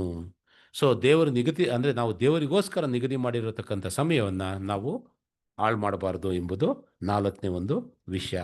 5ನೇ ವಿಚಾರ ಏನು ಅಂತಂದರೆ, ಹಣವನ್ನು ನಾವು ಉದಾರವಾಗಿ ಬಳಸಬೇಕು, ಅದನ್ನು ಲೋಭದಿಂದ ಬಳಸಕೂಡದು. ಉದಾರವಾಗಿ ನಾವು ಹಣವನ್ನು ಬಳಸಬೇಕಂತೆ, ಲೋಭದಿಂದ ಅದನ್ನು ಬಳಸಕೂಡದು. ಸೊ ಕರ್ತನ ಪ್ರೀತಿಯುಳ್ಳ ಸಹೋದರರೇ, ಉದಾರವಾಗಿ ಬಳಸುವಂಥದ್ದು ಅಂತಂದರೆ ನಾವು ಹಣವನ್ನು ಸರಿಯಾದಂಥ ರೀತಿಯಲ್ಲಿ ಉಪಯೋಗ ಮಾಡಬೇಕು. ಸರಿಯಾದಂಥ ರೀತಿಯಲ್ಲಿ ಉದಾರವಾಗಿ ಉಪಯೋಗ ಮಾಡಬೇಕು, ಲೋಭದಿಂದ ಅಲ್ಲ. ಸೊ ಕರ್ತನ ಪ್ರೀತಿಯುಳ್ಳ ಸಹೋದರ ವಾಕ್ಯ ಏನು ಹೇಳುತ್ತೆ ಅಂತಂದರೆ, ಯಾರಾದರೂ ದೇವರಿಗೆ ಕೊಡಬೇಕು ಅಂತಂದರೆ ಅದನ್ನು ಏನು ಮಾಡಿ, ಪ್ರೀತಿಯಿಂದ ಕೊಡಿ, ಸಂತೋಷದಿಂದ ಕೊಡಿ. ಸಂತೋಷದಿಂದ ಕೊಡುವವನ ಮೇಲೆ ದೇವರಿಗೆ ಪ್ರೀತಿಯುಂಟು. ಬಲಾತ್ಕಾರದಿಂದ ಯಾರೂ ಸಹ ಕೊಡಬೇಡಿ. ಸೊ ಕರ್ತನ ಪ್ರೀತಿಯುಳ್ಳ ಸಹೋದರರೇ, ನಾವು ದೇವರ ಸೇವೆಗೋಸ್ಕರ, ದೇವರ ಕಾರ್ಯಕ್ಕೋಸ್ಕರ ಹಣವನ್ನು ನಮ್ಮ ಜೀವನಕ್ಕೆ ಏನು ಬೇಕೋ ಅದನ್ನು ಬಳಕೆ ಮಾಡ್ಕೊಳ್ಳಿ. ಸೂಕ್ತವಾದಂಥ ರೀತಿಯಲ್ಲಿ, ಎಲ್ಲ ರೀತಿಯಾದಂಥ ಒಂದು ಸವಲತ್ತಿನಿಂದ ಅಲ್ಲ. ಬ್ರದರ್, ನಾನು ಹಿಂಗೆ ಬರಬೇಕಾದ್ರೆ ಹಿಂಗೆ ಹೋಗ್ತೀನಿ, ನಾನು ಏರೋಪ್ಲೇನಲ್ಲೇ ಹೋಗೋದು ಅಂದರೆ ನನ್ನ ಒಂದು ಸ್ಟ್ಯಾಂಡರ್ಡ್ ಆಫ್ ಲಿವಿಂಗು ನಾನು ನಿರ್ವಹಿಸ್ತೀನಿ. ಎಸ್, ಹಣ ಬೇಕು ಅವಾಗ. ಅವಶ್ಯಕತೆ ಇದೆಯಾ? ಅವಶ್ಯಕತೆ ಇಲ್ಲ. ಅವಶ್ಯಕತೆ ಇದ್ದಾಗ ಉಪಯೋಗ ಮಾಡಿ, ಅವಶ್ಯಕತೆ ಇಲ್ಲ ಅಂತಂದರೆ ಉಪಯೋಗ ಮಾಡಬೇಡಿ. ಸೊ ಅಲ್ಲಿ ಅದನ್ನು ಹೇಳ್ತಾ ಇರೋದು, ಯೂಸ್ ಮನಿ ಜನರಸ್ಲಿ ಅಂತಂದರೆ, ಉದಾರವಾಗಿ ಬಳಸಿ ಅಂತಂದರೆ ಈ ರೀತಿಯಾದಂಥ ಅರ್ಥದಲ್ಲಿ ವ್ಯರ್ಥವಾಗಿ ಅನುಚಿತವಾಗಿ ಅದನ್ನು ಬಳಕೆ ಮಾಡಬೇಡಿ. ಎಷ್ಟು ಬೇಕೋ ಅಷ್ಟನ್ನು ಬಳಕೆ ಮಾಡಿ, ಹೆಚ್ಚಾದಂಥದ್ದನ್ನ ನೀವೇನು ಮಾಡಿ, ದೇವರ ಸೇವೆಯಲ್ಲಿ ಅದನ್ನು ವಿನಿಯೋಗ ಮಾಡಿ. ದೇವರ ಸೇವೆಯಲ್ಲಿ ವಿನಿಯೋಗ ಮಾಡಿ ಅಂತಂದರೆ ಏನು ಬೇಕಾದ್ರೂ ಆಗ್ಬೋದು. ದೇವರ ಸೇವೆಯಲ್ಲಿ ವಿನಿಯೋಗ ಮಾಡೋಂಥದ್ದಂದರೆ ಏನು ಬೇಕಾದ್ರೆ ಒಂದು ಕನ್ವೆನ್ಷನ್ ಆಗ್ಬೋದು, ಅಥವಾ ಒಂದು ಪ್ರಾರ್ಥನಾ ಕೂಟ ಆರ್ಗನೈಸ್ ಮಾಡೋಂಥದ್ದಾಗ್ಬೋದು, ಅಥವಾ ಬೇರೆ ಯಾರೋ ಸತ್ಯದಲ್ಲಿರತಕ್ಕಂಥ ಸಹೋದರ ಸಹೋದರಿಯರಿಗೆ ತೊಂದರೆಯಲ್ಲಿದ್ದಾಗ ಅವ್ರಿಗೆ ಸಹಾಯ ಮಾಡುವಂಥದ್ದಾಗ್ಬೋದು, ಅಥವಾ ಬಡವರಿಗೆ ಹಂಚುವಂಥದ್ದಾಗ್ಬೋದು. ಅದರಲ್ಲಿ ಟಾಟಾ ಬಗ್ಗೆ ಹೇಳ್ತಾ ಇದ್ನಲ್ಲ, ಟಾಟಾ ಆತನ ಲೈಫ್ ಸ್ಟೈಲ್ ನೋಡೋದಾಯಿತು ಅಂತಂದರೆ ತುಂಬ ಚೆನ್ನಾಗಿ, ಎಷ್ಟು ಸಿಂಪಲ್ ಮ್ಯಾನ್ ಅಂದರೆ down to earth man. Ratan Tata ಆತ ಇದ್ದಿದ್ದು ವೆರಿ ಸಿಂಪಲ್ ಇದು ಬಂಗ್ಲೋ. ಇನ್ನು ಇದು ಅವರು ಮುತ್ತಾತಂದು ಮನೆಯಲ್ಲಿ ಅವರಿದ್ದರು, ಏನಂತ ಒಳ್ಳೆ ಪಾಶ್ ಮನೆ ಇರಲಿಲ್ಲ. And he was travelling normal car, hi fi ಕಾರಲ್ಲ. ಅವನು ಅಷ್ಟು ಶ್ರೀಮಂತ. ಅದೇ ಈ ಕಡೆ ನೋಡಿ, ನಮ್ಮ ಅನಿಲ್ ಅಂಬಾನಿ, ಮುಖೇಶ್ ಅಂಬಾನಿ ಫುಲ್ಲು ಪಾಂಪರಸ್, ಎಲ್ಲ ತೋರುಗಾರಿಕೆ. ಸೊ ಕರ್ತನ ಪ್ರೀತಿಯುಳ್ಳ ಸೋದರ ಸೋದರಿ, ಆ ಡಿಫ್ರೆನ್ಸಿಯೇಷನ್ ನಾವು ನೋಡ್ಬೋದು. ಹಣ ಇದೆ, ಸೂಕ್ತವಾದಂಥ ರೀತಿಯಲ್ಲಿ ಎಷ್ಟು ದತ್ತಿ ಪಡ್ಕೊಂಡಿದ್ದಾರೆ ಅಂದರೆ, ಶಾಲೆಗಳು ಮತ್ತು ಕಾಲೇಜಸ್ನ ದತ್ತಿ ಪಡ್ಕೊಂಡಿದ್ದಾರೆ ಅಂತಂದರೆ, CSR ಆ್ಯಕ್ಟಿವಿಟೀಸ್, ಅವ್ರದ್ದು ಮೇಜರ್ ಫಂಡ್ಸ್ ಎಲ್ಲ CSR ಆ್ಯಕ್ಟಿವಿಟೀಸ್ಗೆ ಹೋಗುತ್ತೆ. ಈವನ್ ವಿಪ್ರೋ ಅಜೀಂ ಪ್ರೇಮ್ಜಿನೂ ಅಷ್ಟೇ. ಹೆಚ್ಚು ಕಡಿಮೆ 20,000 ಕೋಟಿ ತನಕ ಬರೀ CSR ಫಂಡ್ಗೆ ಹೋಗುತ್ತಂತೆ, 20,000 ಕೋಟಿ. ಸೊ ಕರ್ತನ ಪ್ರೀತಿಯುಳ್ಳ ಸೋದರ ಸೋದರರೇ, ಈ ರೀತಿಯಾಗಿ ಅಂದರೆ ಹಣವನ್ನು ಉದಾರವಾಗಿ ಬಳಸಿ, ಲೋಭದಿಂದ ಬಳಸಬೇಡಿ. ಲೋಭದಿಂದ ಅಂದರೆ ಫಾರ್ ಪ್ರಾಫಿಟ್ ಮೇಕಿಂಗ್, ಇನ್ನೂ ಇದು ಮಾಡೋದಕ್ಕೆ ಜಾಸ್ತಿ ಮಾಡಬೇಕು ಅನ್ನೋ ಒಂದು ಮನಸ್ಥಿತಿಯಲ್ಲಿ ಇರಬಾರ್ದು. 2 ಕೊರಿಂಥ 9:7.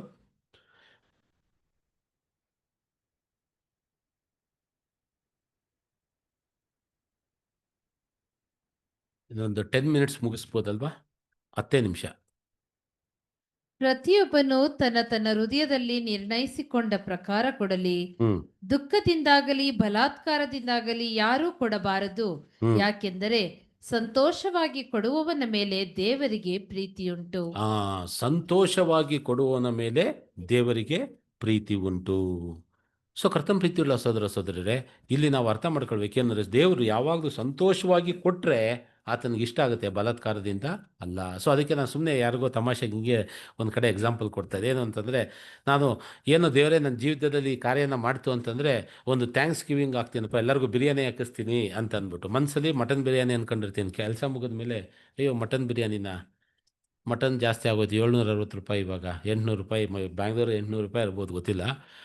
ಸೊ 200 ರೂಪಾಯಿ ಆದರೆ ಕೋಳಿ ಸಿಕ್ಬಿಡುತ್ತೆ 1 kg. ಸೊ ಚಿಕನ್ ಬಿರಿಯಾನಿ ಹಾಕಿಸ್ಬೇಡ. ಹೆಂಗು ಥ್ಯಾಂಕ್ಸ್ ಗಿವಿಂಗ್ ಅಂತಲೇ ನಾನು ಹೇಳಿದ್ದು, ಬಿರಿಯಾನಿ ಹಾಕಿಸ್ತೀವಿ ಅಂತ ಮನಸ್ಸಲ್ಲಿರುತ್ತೆ, ಮಟನ್ ಬಿರಿಯಾನಿ ಅಂತ. ಅವಾಗ ಹಾಕಿಸ್ಬೇಕು ಅಂತ ಬಂದಾಗ ಚಿಕನ್ ಬಿರಿಯಾನಿ ಹಾಕ್ಬಿಟ್ರೆ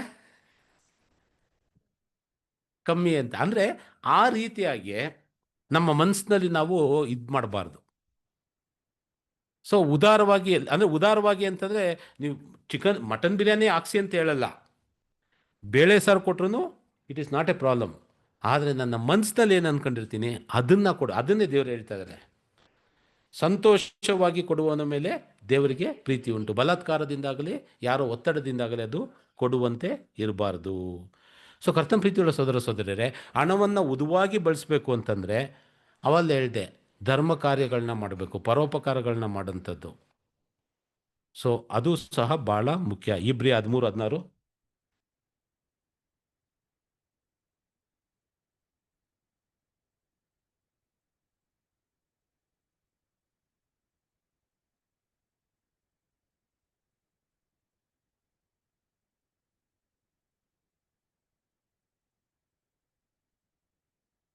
ಇದಲ್ಲದೆ ಪರೋಪಕಾರವನ್ನು ಧರ್ಮ ಮಾಡುವುದನ್ನು ಮರೆಯಬೇಡಿರಿ.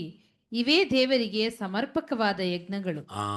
ದೇವರಿಗೆ ಸಮರ್ಪಕವಾದಂಥ ಯಜ್ಞಗಳು ಯಾವುದಂತೆ? ಅದಕ್ಕೆ ಬಡವರಿಗೆ ಇದರ ಸಹಾಯ ಮಾಡಬೇಕು, ಅವಶ್ಯಕತೆ ಇರೋರಿಗೆ ಸಹಾಯ ಮಾಡಬೇಕು. ಇದೆಲ್ಲ ನಮ್ಮ ಕ್ರಿಸ್ತ ನಡವಳಿಕೆಯ ಒಂದು ಭಾಗ. ಸೊ ಅದನ್ನು ಮಾಡಿದ್ರೆ ಏನಂತೆ? ದೇವ್ರಿಗೆ ಯಜ್ಞ ಸಲ್ಲಿಸ್ದಂಗಂತೆ. ಮತ್ತೊಂದು ವಚನ ಕೇಳ್ಬಿಟ್ರೆ ಎಲ್ಲರೂ ಸಹ ಏನು ಮಾಡ್ತೀವಿ? ಎಲ್ಲರಿಗೂ ಗೊತ್ತು, ಮರ್ತೋಗ್ತೀವಿ. ಎಲ್ಲರಿಗೂ ಆಶ್ಚರ್ಯ ಆಗುತ್ತೆ, ಜೊತೆಗೆ ಹಂಗೂ ಪಾಕೆಟ್ ಹಿಂಗೆ ಇಟ್ಕೊಬಿಡ್ತೀವಿ. ಏನಂತ ಹೇಳ್ತಾರೆ ಅಂತಂದರೆ, ಬಡವರಿಗೆ ದಯೆ ತೋರಿಸುವವನು ಯೆಹೋವನಿಗೆ ಸಾಲ ಕೊಡುವವನು. ಜ್ಞಾನೋಕ್ತಿ 19:17.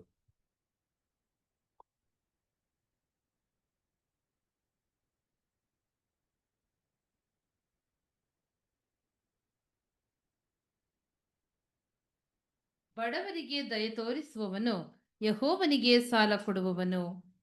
ಈ ಉಪಕಾರಕ್ಕೆ ಯೆಹೋವನೇ ಪ್ರತ್ಯುಪಕಾರ ಮಾಡುವನು. ಈ ಉಪಕಾರಕ್ಕೆ ಯೆಹೋವನೇ ಪ್ರತ್ಯುಪಕಾರ ಮಾಡುವನು. ಸೊ ಕರ್ತನ ಪ್ರೀತಿಯುಳ್ಳ ಸೋದರ ಸೋದರಿ, ಉದಾರವಾಗಿ ಬಳಸುವಂಥದ್ದು ಅಂದರೆ ಈ ಒಂದು ನಿಟ್ಟಿನಲ್ಲಿ ಅದು ಅರ್ಥ ಕೊಡುತ್ತೆ. ಸೊ ಹಿಡ್ದಲ್ಲ, ಓಕೆ ನಂಗೆ ಸಿಕ್ತು, ಏನು ಮಾಡೋದು? ನಾನಿವತ್ತು 24 ಇಂಚ್ ಟಿ ವಿ ಇದೆ, 30 ಇಂಚ್ ಟಿ ವಿ ತಗೊಳ್ತೀನಿ. ಇದು ಸಿಕ್ತು, ನಾನು 50 ಇಂಚ್ ಟಿ ವಿ ತಗೊಳ್ತೀನಿ. ಈಗ ಯಾವುದೋ ಎಕ್ಸ್ ಕಂಪ್ನಿದು ನನ್ನ ಹತ್ರ ಟಿ ವಿ ಇದೆ, ನೆಕ್ಸ್ಟು ಅದಕ್ಕಿಂತ ಹೈಯರ್ ವರ್ಷನ್ ತಗೊಳ್ಳೋಣ. ಈ ರೀತಿಯಾಗಿ ಬರೀ ನಮ್ಮ ಸವಲತ್ತು, ನಮ್ಮ ಸುಖ ಸಂತೋಷದಲ್ಲೇ ನಾವು ಅದು ವಿನಿಮಯ ಮಾಡಿಬಿಟ್ರೆ ಅದೇನಂತ ತೋರಿಸುತ್ತೆ? ದುರಾಶೆ, ಗ್ರೀಡಿ. ಅದಕ್ಕೆ ಇಲ್ಲಿ ಹೇಳ್ತಾರೆ, ಯೂಸ್ ಮನಿ ಜನರಸ್ಲಿ. ಅಂದರೆ ಬ್ರದರ್, ನಾನು ಅದೇ ಹೇಳಿದ್ನಲ್ಲ, ನಮ್ಮ ಒಂದು ಸವಲತ್ತಿಗಾಗಿ ಉಪಯೋಗ ಮಾಡೋಂಥದ್ದಲ್ಲ. ನಮ್ಗೆ ಎಷ್ಟು ಬೇಕೋ ಅಷ್ಟಿಟ್ಕೊಂಡು ಉಳಿದವರಿಗೆ ಅದು ಉಪಯೋಗ ಆಗತಕ್ಕಂಥ ರೀತಿಯಲ್ಲಿ ಬಳಸುವಂಥದ್ದು. ಸೊ 6ನೇದೇನು ಅಂತಂದರೆ, ಇದರ ಒಂದು ತಾತ್ಪರ್ಯ ಏನಂತಂದರೆ ಗಿವಿಂಗ್ ಈಸ್ ವರ್ಷಿಪ್. ಇವಾಗ ನಾವೇನು ನೋಡ್ದಿದ್ರದೆಲ್ಲ ತಾತ್ಪರ್ಯ ಏನಂತಂದರೆ ಕೊಡುವಂಥದ್ದು ಆರಾಧನೆಗೆ ಸಮಾನ. Giving is worship. ಅದಕ್ಕೆ ಅಲ್ಲಿ ವಚನ ಎಂದರೆ ದೇವರಿಗೆ ಅದು ಯಜ್ಞ ಮಾಡ್ದಂಗೆ ಅಂತ ಒಂದು ನೋಡೋದು ಅಲ್ಲಿ ಯಾವಾಗಲೇ ವಚನ. ಸೊ ಕರ್ತನ ಪ್ರೀತಿಯುಳ್ಳ ಸೋದರ ಸೋದರಿಯರೇ, ನಾವು ಸಂಪಾದನೆ ಮಾಡುವಂಥದ್ದು ಬೇರೆಯವರಿಗೆ ಕೊಡುವುದರ ಮುಖಾಂತರ ನಾವು ಏನಂತಂದರೆ ದೇವರಿಗೆ ಆರಾಧನೆ ಮಾಡುವುದಕ್ಕೆ ಅದು ಸಮಾನ ಎಂಬುದಾಗಿ ನಾವು ನೋಡ್ತೀವಿ. ನೆಕ್ಸ್ಟು 6th ಒನ್ ಏನು ಅಂತಂದರೆ ಬ್ಯಾಲೆನ್ಸ್ಡ್ ಲೈಫ್. ಏನು ಸಮತೋಲನವಾದಂಥ ಒಂದು ಜೀವಿತ. ಒಬ್ಬ ಕ್ರಿಸ್ತಿಯನಿಗೆ ಯಾವುದು ಸಮತೋಲನವಾದಂಥ ಜೀವಿತ ಅಂತಂದರೆ, ಮೊದಲು ಕೆಲಸ ಮಾಡುವಂಥದ್ದು. ಈ ಕೆಲಸ ಮಾಡುವಂಥದ್ದು ಅಂತಂದರೆ, ಯಾಕಂದರೆ ಮುಂಚೆನೇ ದೇವರು 7ನೇ ದಿನ ಮಾಡಿಬಿಟ್ರಾ? ಮೊದಲು 6 ದಿನ. 6 ದಿನದಲ್ಲಿ ನೀವೇನು ಮಾಡಬೇಕು? ಕೆಲಸ ಮಾಡಬೇಕು. ವಿಶ್ರಾಂತಿ ಪಡಬೇಕಾಗಿರೋದು ದೇವ್ರ ದಿನ ಅಂತ ಆಚರಿಸ್ಬೇಕಾಗಿರೋದು 7ನೇ ದಿನ. ಸೊ ಹಾಗಾದರೆ ಕೆಲಸ ಮಾಡುವಂಥದ್ದು ಅಂತಂದರೆ ದರೋಡೆ ಅಥವಾ ಕೊಲೆ ಅಥವಾ ಮೋಸ, ದಗಾಬಾಜಿ ಅಲ್ಲ. ಕೆಲಸ ಅಂತಂದರೆ ಏನಂತ ಹೇಳ್ತಾರೆ ಅಂತಂದರೆ, ನಿಷ್ಠೆಯಿಂದ, ಎಚ್ಚರಿಕೆಯಿಂದ ಕೆಲಸ ಮಾಡುವಂಥದ್ದು. ಭಾಳ ಭಾಳ ಮುಖ್ಯ. ನಮ್ಮ ಕೆಲಸದಲ್ಲಿ ನಾವು ನಿಷ್ಠೆಯಿಂದ ಇರಬೇಕು, ಎಚ್ಚರಿಕೆಯಿಂದ ಕೆಲಸ ಮಾಡಬೇಕು. ಯಾಕೆ ಅಂತಂದರೆ ಅದು ಯಾರ ಕೆಲಸ ಅಂತೆ? ಅದು ಯಾರ ಕೆಲಸ? ಅದು ದೇವರ ಕೆಲಸನೇ. ದೇವರು ನಮ್ಗೆ ಕೊಟ್ಟಂಥ ಕೆಲಸ ಅಲ್ಲ, ಅದು ದೇವರ ಕೆಲಸನೇ. ನಮ್ಮದು ಕರ್ನಾಟಕ ಗೌರ್ಮೆಂಟ್ ಅದೇ ಇದು ಟ್ಯಾಗು, ಸರ್ಕಾರಿ ಕೆಲಸ ದೇವರ ಕೆಲಸ ಅಂತ. ಸೊ ಆ ಸರ್ಕಾರಿ ಕೆಲಸ ದೇವರ ಕೆಲಸ ಬಹುಶಃ ಅವ್ರು ಇಲ್ಲಿಂದಾನೆ ತಗೊಂಡಿದ್ದಾರೆ ಅಂತ ನಾನು ಭಾವಿಸ್ತೀನಿ, ಬೈಬಲಲ್ಲಿರೋಂಥದ್ದು. ಸೊ ಇಲ್ಲಿ ಏನು ಅಂತಂದರೆ ನಾವು ನಿಷ್ಠೆಯಿಂದ ನಾವು ಕೆಲಸ ಮಾಡಬೇಕಾಗಿರೋಂಥದ್ದು ನಮ್ಮ ಧರ್ಮ. ಕೊಲೊಸ್ಯ 3:23.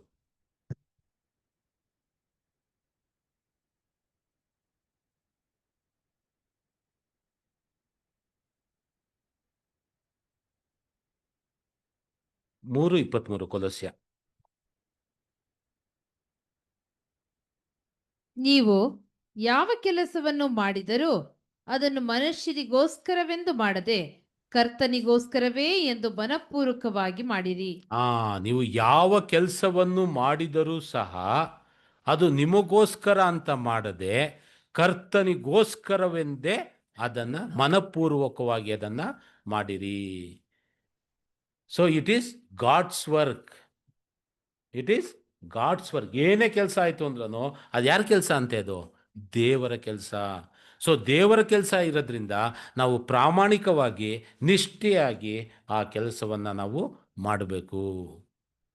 ಸೊ ಕರ್ತನ ಪ್ರೀತಿಯುಳ್ಳ ಸೋದರ ಸೋದರಿಯರೇ, ಇದು ಸಮತೋಲನವಾದಂಥ ಕ್ರಿಸ್ತಿಯ ಜೀವಿತದ ಮೊದಲನೇ ಒಂದು ಸ್ಟೇಜು. ಎರಡನೇದು, ಸಹಜವಾಗಿ ನಾವು ಕೆಲಸ ಮಾಡಿದಾಗ ಏನಂತ ನಾನು ಸಮ್ಮರಿ ಸ್ಟೇಟ್ಮೆಂಟಲ್ಲಿ ಹೇಳಿದೆ ನೋಡಿ, ಏನು ಅಂತಂದರೆ ಕೆಲಸ ಮಾಡಿ ಕುಟುಂಬವನ್ನು ನಿರ್ವಹಿಸುವಂಥದ್ದು. ಅದಕ್ಕೆ ವಚನ ಓದಿದ್ದೀವಿ, ತಿರ್ಗಾ ಕೊಡಲ್ಲ. ಮೂರನೇದು ಏನು ಅಂತಂದರೆ ಆರಾಧನೆ ಮಾಡುವಂಥದ್ದು. ಆರಾಧನೆ ಮಾಡುವಂಥದ್ರ ವಿಷಯದಲ್ಲೂ ನಾವು ಓದಿದ್ದೀವಿ. ಏನಂತಂದರೆ ನಮ್ಮ ಆದ್ಯತೆ ಯಾವಾಗಲೂ ದೇವರಿಗೆ. ಎಷ್ಟೇ ಬ್ಯುಸಿ ಇತ್ತು ಅಂತಂದ್ರೂ, ಎಷ್ಟೇ ತೊಡಕುಗಳು ನಮ್ಮ ಜೀವಿತದಲ್ಲಿ ಇತ್ತು ಅಂದ್ರೂ, ನಾವು ದೇವರ ಸಮಯವನ್ನು ಆತನಿಗೋಸ್ಕರವೇ, ಆತನಿಗಾಗಿಯೇ ನಾವು ಉಪಯೋಗ ಮಾಡಬೇಕು ಎಂಬುದು ಮೂರನೇದು. ನಾಲ್ಕನೇದು, ರೆಸ್ಟ್ ತಗೊಳ್ಳಿ ಅಂತಂದ್ಬಿಟ್ಟು. ರೆಸ್ಟು ತಗೊಳ್ಳಿ. ಏನು? ಅವಾಯ್ಡ್ ಅನ್ನೆಸೆಸರಿಲಿ ಆಂಗ್ಸೈಟೀಸ್, ಅಥವಾ ಅವಾಯ್ಡ್ ಆಂಗ್ಸೈಟಿ ಡ್ರಿವನ್ ಟಾಯಲ್. ಚಿಂತೆಯಿಂದ ಪ್ರೇರಿತವಾದಂಥ ಅತಿಯಾದಂಥ ಶ್ರಮೆಯನ್ನು ನಾವು ಮಾಡಕೂಡದು. ಓವರ್ ಟೈಮ್ಗಳನ್ನ ಮಾಡಕೂಡ್ದು. ಸೊ ಅದು ನಾವು ನೋಡತಕ್ಕಂಥ ನಾಲ್ಕನೇ ವಿಚಾರ. ಐದನೇ ವಿಚಾರ ಏನು ನೋಡ್ತೀವಿ ಅಂತಂದರೆ, ಆರನೇ ವಿಚಾರ ದೇವರನ್ನು ನಾವು ನಂಬಿರಬೇಕು ಎಂಬುದು ಪಾಯಿಂಟ್. ಅಂದರೆ ಸಮತೋಲನವಾದಂಥ ಜೀವಿತದಲ್ಲಿ ಕೆಲಸ ಮಾಡಬೇಕು, ಕುಟುಂಬವನ್ನು ನಿರ್ವಹಿಸಬೇಕು, ದೇವರನ್ನು ಆರಾಧಿಸಬೇಕು, ವಿಶ್ರಾಂತಿ ಪಡಿಬೇಕು, ಬೇರೆಯವರಿಗೆ ಕೊಡಬೇಕು, ದೇವರಲ್ಲಿ ನಂಬಿಕಸ್ಥರಾಗಿ ಇರಬೇಕು. ಇದೇ ಸೀಕ್ವೆನ್ಸ್. ಸೊ ಈ ಸೀಕ್ವೆನ್ಸಲ್ಲಿ ನಾವು ನಮ್ಮ ಜೀವಿತವನ್ನು, ಕ್ರಿಸ್ತ ಜೀವಿತವನ್ನು ನಾವು ನಡೆಸುವಂಥವರಾಗಿರಬೇಕು. ಸೊ ಕರ್ತನ ಪ್ರೀತಿಯುಳ್ಳ ಸೋದರ ಸೋದರಿಯರೇ, ಇನ್ನೂ ಹಲವಾರು ವಿಚಾರಗಳಿದೆ, ಆದರೆ ಬಹುಶಃ ಸಮಯ ಸಾಲಲ್ಲ. ಸೊ ಅದಕ್ಕೋಸ್ಕರ ನಾನು ಇನ್ನೂ ಯೇಸು ಕ್ರಿಸ್ತ ಹಣ ಮತ್ತು ದೇವರ ವಿಷಯದಲ್ಲಿ ಭಾಳಷ್ಟು ವಿಚಾರಗಳನ್ನು ವ್ಯಕ್ತಪಡಿಸ್ತಾರೆ.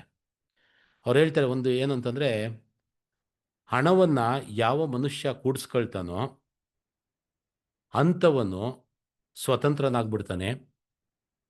ಅಂಥವನು ಸ್ವತಂತ್ರನಾದಾಗ ದೇವರಿಗೆ ಅವನು ಶರಣನಾಗುವುದಿಲ್ಲ, ದೇವರ ಕಾರ್ಯಗಳಿಗೆ ತನ್ನನ್ನು ತಾನು ಒಪ್ಪಿಸಿಕೊಡುವುದಿಲ್ಲ. ಯಾವಾಗ ಒಬ್ಬ ಮನುಷ್ಯ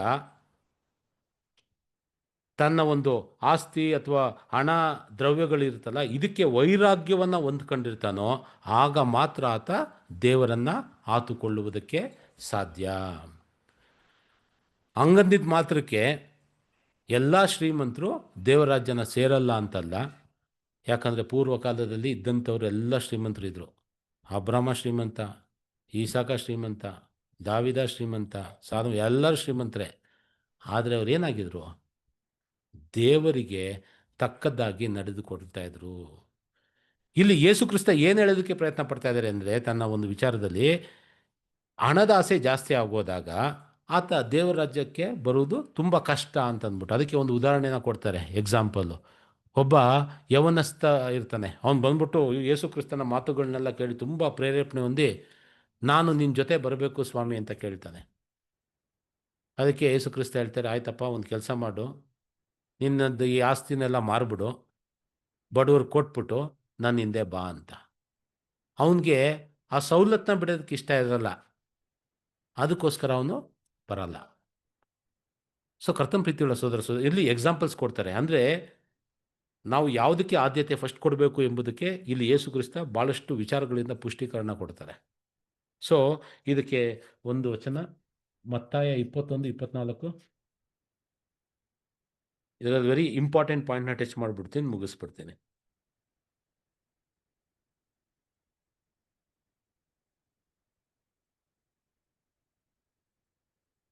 ಯೇಸು ಅವರಿಗೆ ಹೇಳಿದ್ದೇನೆಂದರೆ, ನಾನೂ ಸಹ ನಿಮ್ಮನ್ನು ಒಂದು ಮಾತು ಕೇಳುತ್ತೇನೆ, ಅದನ್ನು ನೀವು ನನಗೆ ಹೇಳಿದರೆ ನಾನು ಯಾವ ಅಧಿಕಾರದಿಂದ ಇದನ್ನು ಮಾಡುತ್ತೇನೆಂಬುದನ್ನು ನಿಮಗೆ ಹೇಳುತ್ತೇನೆ.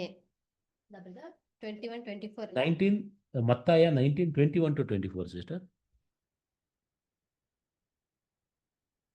ಯೇಸು ಅವನಿಗೆ, ನೀನು ಸಂಪೂರ್ಣನಾಗಬೇಕೆಂದಿದ್ದರೆ ಹೋಗಿ ನಿನ್ನ ಆಸ್ತಿಯನ್ನು ಮಾರಿ ಬಡವರಿಗೆ ಕೊಡು, ಪರಲೋಕದಲ್ಲಿ ನಿನಗೆ ಸಂಪತ್ತಿರುವುದು, ನೀನು ಬಂದು ನನ್ನನ್ನು ಹಿಂಬಾಲಿಸು ಎಂದು ಹೇಳಿದನು. ಆ ಯವನಸ್ಥನು ಬಹಳ ಆಸ್ತಿಯುಳ್ಳವನಾದ್ದರಿಂದ ಈ ಮಾತನ್ನು ಕೇಳಿ ದುಃಖದಿಂದ ಹೊರಟು ಹೋದನು. ಹ್ಮ್ ಈ ಮಾತನ್ನ ಕೇಳಿ ಬಹಳ ದುಃಖದಿಂದ ಹೊರಟು ಹೋದನು. ಸೊ ಕರ್ತನ ಪ್ರೀತಿಯುಳ್ಳ ಸೋದರ ಸೋದರರೇ, ಯೇಸು ಕ್ರಿಸ್ತ ಮತ್ತೊಂದು ವಿಚಾರವನ್ನ ನಮಗೆ ಹೈಲೈಟ್ ಮಾಡ್ತಾರೆ. ಏನು ಅಂತಂದ್ರೆ, ನಾವು ಎಷ್ಟು ಆತ್ಮಿಕವಾಗಿ ನಡ್ಕೊಳ್ತಾ ಇದ್ದೀವಿ ಎಂಬುದನ್ನ ಯಾವುದ್ರ ಮೇಲೆ ನಾವು ಗುರುತಿಸ್ಬೋದು ಅಂತಂದ್ರೆ, ನಾವು ಹಣವನ್ನ ಯಾವ ರೀತಿಯಾಗಿ ಅದನ್ನ ನಾವು ಉಪಯೋಗ ಮಾಡ್ತಾ ಇದ್ದೀವಿ, ಯಾವ ರೀತಿಯಾಗಿ ಅದನ್ನ ಬಳಕೆ ಮಾಡ್ತಾ ಇದ್ದೀವಿ ಎಂಬುದರ ಮೇಲೆ, ಅಥವಾ ನಿರ್ವಹಿಸ್ತಾ ಇದ್ದೀವಿ ಎಂಬುದರ ಮೇಲೆ ನಾವು ಎಷ್ಟು ಆತ್ಮೀಯರಾಗಿದ್ದೀವಿ ಅಂತ ಗೊತ್ತಾಗುತ್ತಂತೆ. ಅಂದರೆ ಅದ್ರ ಮುಖಾಂತರ ಅದಕ್ಕೆ ಒಂದು ಇದು ಹೇಳ್ತಾರೆ, ಇಂಗ್ಲೀಷಲ್ಲಿ ಒಂದು ಸೇಯಿಂಗ್ ಇದೆ, tell me who are you, I will tell you, tell me who is your friend, I will tell you who are you ಅಂತ. ನಿನ್ನ ಸ್ನೇಹಿತ ಯಾರು ಅಂತ ಹೇಳಿದ್ರೆ ನೀನು ಯಾರು ಅಂತ ನಾನು ಹೇಳ್ತೀನಿ ಅಂತ ಒಂದು ಮಾತಿದೆ, ಸೇಯಿಂಗ್ ಇದೆ. ಸೊ ಕರ್ತನ ಪ್ರೀತಿಯುಳ್ಳ ಸೋದರ ಸೋದರಿ, ಇಲ್ಲಿ ಯೇಸು ಕ್ರಿಸ್ತ ಏನಂತ ಹೇಳ್ತಾರೆ ಅಂದರೆ, ನಾವು ಹಣವನ್ನು ಯಾವ ರೀತಿಯಾಗಿ ನಿರ್ವಹಣೆ ಮಾಡ್ತೀವಿ ಅದ್ರ ಬೇಸಿಸ್ ಮೇಲೆ ಇವರು ಆತ್ಮೀಯರಾಗಿದ್ದಾರೋ ಲೌಕಿಕವಾಗಿದ್ದಾರೋ ಅಂತ ಐಡೆಂಟಿಫೈ ಮಾಡ್ಬೋದಂತೆ. ಅದಕ್ಕೆ ಒಂದೇ ಒಂದು ಉದಾಹರಣೆ ಕೊಟ್ಬಿಟ್ಟು ಐ ಥಿಂಕ್ ಇನ್ನೊಂದು ವಚನ ಕೊಟ್ಟು ಕ್ಲೋಸ್ ಮಾಡ್ತೀನಿ. ಸೊ ಒಂದು ಲೂಕ 16ನೇ ಅಧ್ಯಾಯ 10ರಿಂದ 13.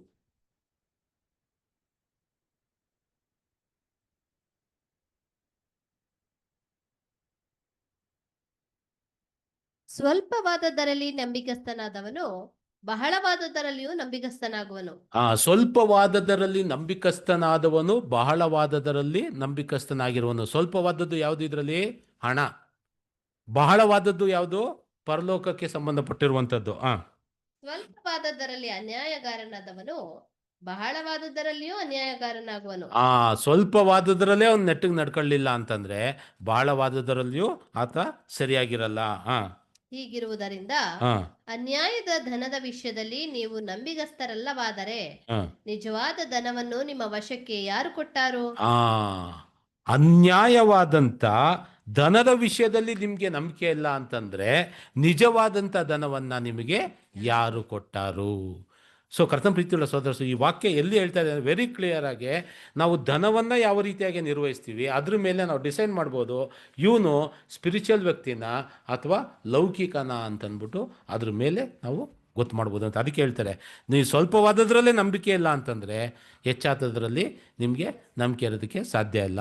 ಅನ್ಯಾಯವಾದಂಥ ಧನದಲ್ಲೇ ನೀವು ನಂಬಿಕಸ್ಥರಲ್ಲ ಅಂತಂದರೆ ನ್ಯಾಯವಾದದ್ರಲ್ಲೂ ನೀವು ನಂಬಿಕಸ್ಥರಲ್ಲ. ಸೊ ಕರ್ತನ ಪ್ರೀತಿಯುಳ್ಳ ಸೋದರ ಸೋದರಿ, ಇದು ಭಾಳ ತೀಕ್ಷ್ಣವಾದಂಥ ಒಂದು ಕಾಮೆಂಟ್ ಯೇಸು ಕ್ರಿಸ್ತ ಮಾಡೋಂಥದ್ದು. ಅಂದರೆ ನಾವೆಲ್ಲರೂ ಇದು ಭಾಳ ಎಚ್ಚರಿಕೆಯಿಂದ ಇದನ್ನು ಯೋಚನೆ ಮಾಡಬೇಕು.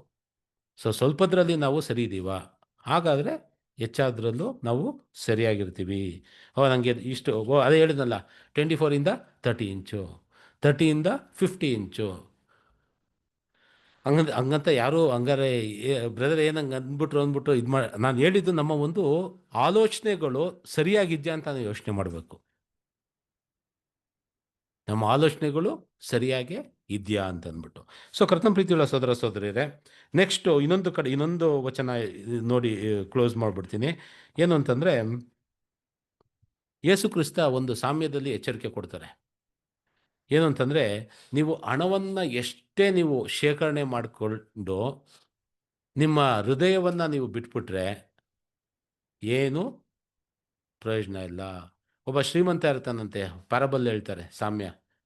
ಅವನಿಗೆ ಎಷ್ಟು ದುಡ್ಡು ಅಂದರೆ ಎಷ್ಟು ಫಸಲು ಬರ್ತಾ ಇರುತ್ತೆ ಅಂತಂದರೆ, ತುಂಬ ಸಮೃದ್ಧಿಯಾಗಿ 3 ಹೊತ್ತು ತಿನ್ಕೊಂಡು ಉಣ್ಕೊಂಡು ಮಜಾ ಮಾಡ್ತಾ ಇರ್ತಾನಂತೆ.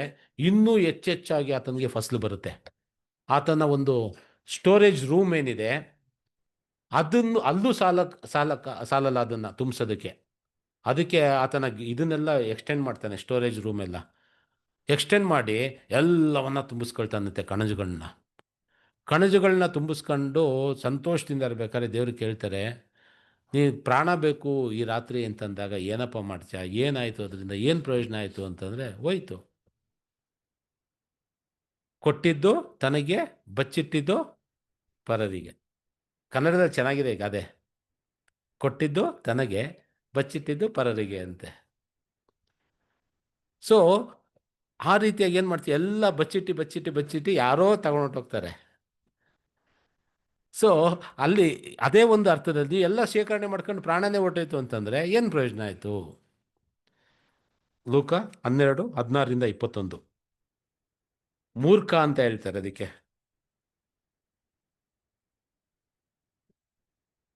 12:16-21. ಅದೇನೆಂದರೆ, ಒಬ್ಬನೊಬ್ಬ ಐಶ್ವರ್ಯವಂತನು ಭೂಮಿಯನ್ನು ಚೆನ್ನಾಗಿ ಬೆಳೆಯಿತು. ಆಗ ಅವನು ತನ್ನೊಳಗೆ, ನಾನೇನು ಮಾಡಲಿ, ನನ್ನ ಬೆಳೆಯನ್ನು ತುಂಬಿಡುವುದಕ್ಕೆ ನನಗೆ ಸ್ಥಳವಿಲ್ಲವಲ್ಲ ಎಂದು ಆಲೋಚಿಸಿ, ಒಂದು ಕೆಲಸ ಮಾಡುತ್ತೇನೆ, ನನ್ನ ಕಣಜಗಳನ್ನು ಕೀಳಿಸಿ ಅವುಗಳಿಗಿಂತ ದೊಡ್ಡ ಕಣಜಗಳನ್ನು ಕಟ್ಟಿಸುವೆನು. ಅಲ್ಲಿ ನನ್ನ ಎಲ್ಲ ದವಸ ಧಾನ್ಯಗಳನ್ನು ಸರಕುಗಳನ್ನು ತುಂಬಿಟ್ಟು, ನನ್ನ ಜೀವಾತ್ಮಕ್ಕೆ ಜೀವವೇ, ಅನೇಕ ವರ್ಷಗಳಿಗೆ ಬೇಕಾದಷ್ಟು ಸರಕು ನಿನಗೆ ಬಿದ್ದದೆ, ವಿಶ್ರಮಿಸಿಕೋ, ಊಟ ಮಾಡು, ಕುಡಿ, ಸುಖಪಡು ಎಂದು ಹೇಳುವೆನು ಅಂದುಕೊಂಡನು. ಆದರೆ ದೇವರು ಅವನಿಗೆ, ಬುದ್ಧಿಹೀನನು ನೀನು, ಈ ಹೊತ್ತು ರಾತ್ರಿ ನಿನ್ನ ಪ್ರಾಣವನ್ನು ನಿನ್ನ ಕಡೆಯಿಂದ ಕೇಳುವರು. ಆಗ ನೀನು ಸಿದ್ಧಪಡಿಸಿಟ್ಟಿರುವುದು ಯಾರಿಗಾಗುವುದು ಎಂದು ಹೇಳಿದನು. ತನಗೋಸ್ಕರ ದ್ರವ್ಯವನ್ನಿಟ್ಟುಕೊಂಡು ದೇವರ ವಿಷಯಗಳಲ್ಲಿ ಐಶ್ವರ್ಯವಂತನಾಗದೆ ಇರುವವನು ಅವನಂತೆಯೇ ಇದ್ದಾನೆ ಅಂದನು. ಏನಂತ ಹೇಳ್ತಾರೆ ದೇವರು? ಬುದ್ಧಿನನು ನೀನು, ಏನು ಪ್ರಯೋಜನ ಇಲ್ಲ, ಇಷ್ಟೆಲ್ಲ ಕೂಡಿಸ್ಕೊಂಡ್ರೆ ಏನಪ್ಪ ಪ್ರಯೋಜನ ಆಯಿತು? ಸೊ ಕರ್ತನ ಪ್ರೀತಿಯುಳ್ಳ ಸೋದರ ಸೋದರಿ, ಈ ರೀತಿಯಾದಂಥ ಎಚ್ಚರಿಕೆ ಸುಮಾರಿತ್ತು, ಬಟ್ ನಾನು ಕಂಡೆನ್ಸ್ ಮಾಡಿ ಯೇಸು ಕ್ರಿಸ್ತನು ಕೊಡತಕ್ಕಂಥ ಎಚ್ಚರಿಕೆ ಮಾತುಗಳನ್ನು ಇಲ್ಲಿ ವ್ಯಕ್ತಪಡಿಸೋದಕ್ಕೆ ಪ್ರಯತ್ನ ಪಟ್ಟೆ. ಸೊ ಕರ್ತನ ಪ್ರೀತಿಯುಳ್ಳ ಸೋದರ ಸೋದರಿ, ಕಡೆಯದಾಗಿ ಹಾಗಾದರೆ ನಾವೆಲ್ಲರೂ ದೇವರಿಗೆ ಏನು ಪ್ರಾರ್ಥನೆ ಮಾಡ್ಕೊಳ್ಬೇಕು, ಏನು ಮೊರೆ ಹೋಗಬೇಕು ಅಂತಂದರೆ, ಒಂದು ಸಿಂಪಲಾಗಿ ಒಂದು ವರ್ಡಲ್ಲಿ ಅಲ್ಲಿ ಒಂದು ವಚನ ಇದೆ. ಏನಂತಂದರೆ, ದೇವರಿಗೆ ನಾವೇನು ಕೇಳ್ಕೊಳ್ಬೇಕಂತಂದರೆ, ದೇವರೇ ತಕ್ಕಷ್ಟು ಮಾತ್ರ ಆಹಾರನ ನನಗೆ ಕೊಡು, ಜಾಸ್ತಿನೂ ಕೊಡಬೇಡ, ಕಡಿಮೆನೂ ಕೊಡಬೇಡ. ಜಾಸ್ತಿ ಕೊಟ್ಟರೆ ಯಾರೋ ನೀನು ದೇವರು ಅಂತ ಕೇಳತಕ್ಕಂಥ ಒಂದು ಒಂದು ಒಂದು ಹಮ್ಮು ನಮ್ಮಲ್ಲಿ ಬೆಳಿಬೋದು. ಒಂದು ವೇಳೆ ಬಡವನನ್ನಾಗಿ ಮಾಡಿಬಿಟ್ರೆ ನಾ ಏನು ಮಾಡ್ಬೋದು? ಕಳ್ತನ ಮಾಡಿಬಿಟ್ಟು ದೇವರ ಹೆಸರನ್ನು ಅಯೋಗ್ಯ ಕಾರ್ಯಕ್ಕಾಗಿ ಎತ್ಬೋದು. ಅಂದರೆ ಯಾರು ನೀನು ಅಂತ ಕೇಳತಕ್ಕಂಥ ಒಂದು ಹಮ್ಮು ನಮ್ಮಲ್ಲಿ ಬರ್ಬೋದು. ಸೊ ಹಾಗಾಗಿ ಪ್ರತಿಯೊಬ್ಬರು ನಾವು ದೇವ್ರಿಗೆ ಏನು ಪ್ರಾರ್ಥನೆ ಮಾಡ್ಕೊಳ್ಬೇಕು ಅಂದರೆ, ತಕ್ಕಷ್ಟು ಮಾತ್ರ. ಅವಶ್ಯಕತೆ ಅಂದರೆ ಅವಶ್ಯಕತೆ ಜಾಸ್ತಿ ಆಗಿ ಹೋಗ್ತದೆ. ತಕ್ಕಷ್ಟು, ಹೊಟ್ಟೆ ತುಂಬದೂಬಾರ್ದು, ತುಂಬದೇನೂ ಇರಬಾರ್ದು, ಅಷ್ಟು ಮಾತ್ರ ಕೊಡು ಸ್ವಾಮಿ. ಹೊಟ್ಟೆ ತುಂಬಿಟ್ರೂ ಕಷ್ಟ, ನಿನ್ನೇನೆ ಯಾರು ಅಂತ ಕೇಳ್ಬಿಡ್ತೀನಿ. ಹೊಟ್ಟೆ ತುಂಬಲಿಲ್ಲ ಅಂತಂದರೆ ಕಳ್ತನ ಮಾಡಿ ನಿನ್ನ ಹೆಸರನ್ನ ಎತ್ತುತ್ತೀನಿ. ಸೊ ಹಾಗಾಗಿ ತಕ್ಕಷ್ಟು ಮಾತ್ರ ನನಗೆ ಕೊಡುವಂತ ನಾವು ಕೇಳ್ಕೊಳ್ಬೇಕಂತೆ. ಜ್ಞಾನೋಕ್ತಿ 30ನೇ ಅಧ್ಯಾಯ 8-9.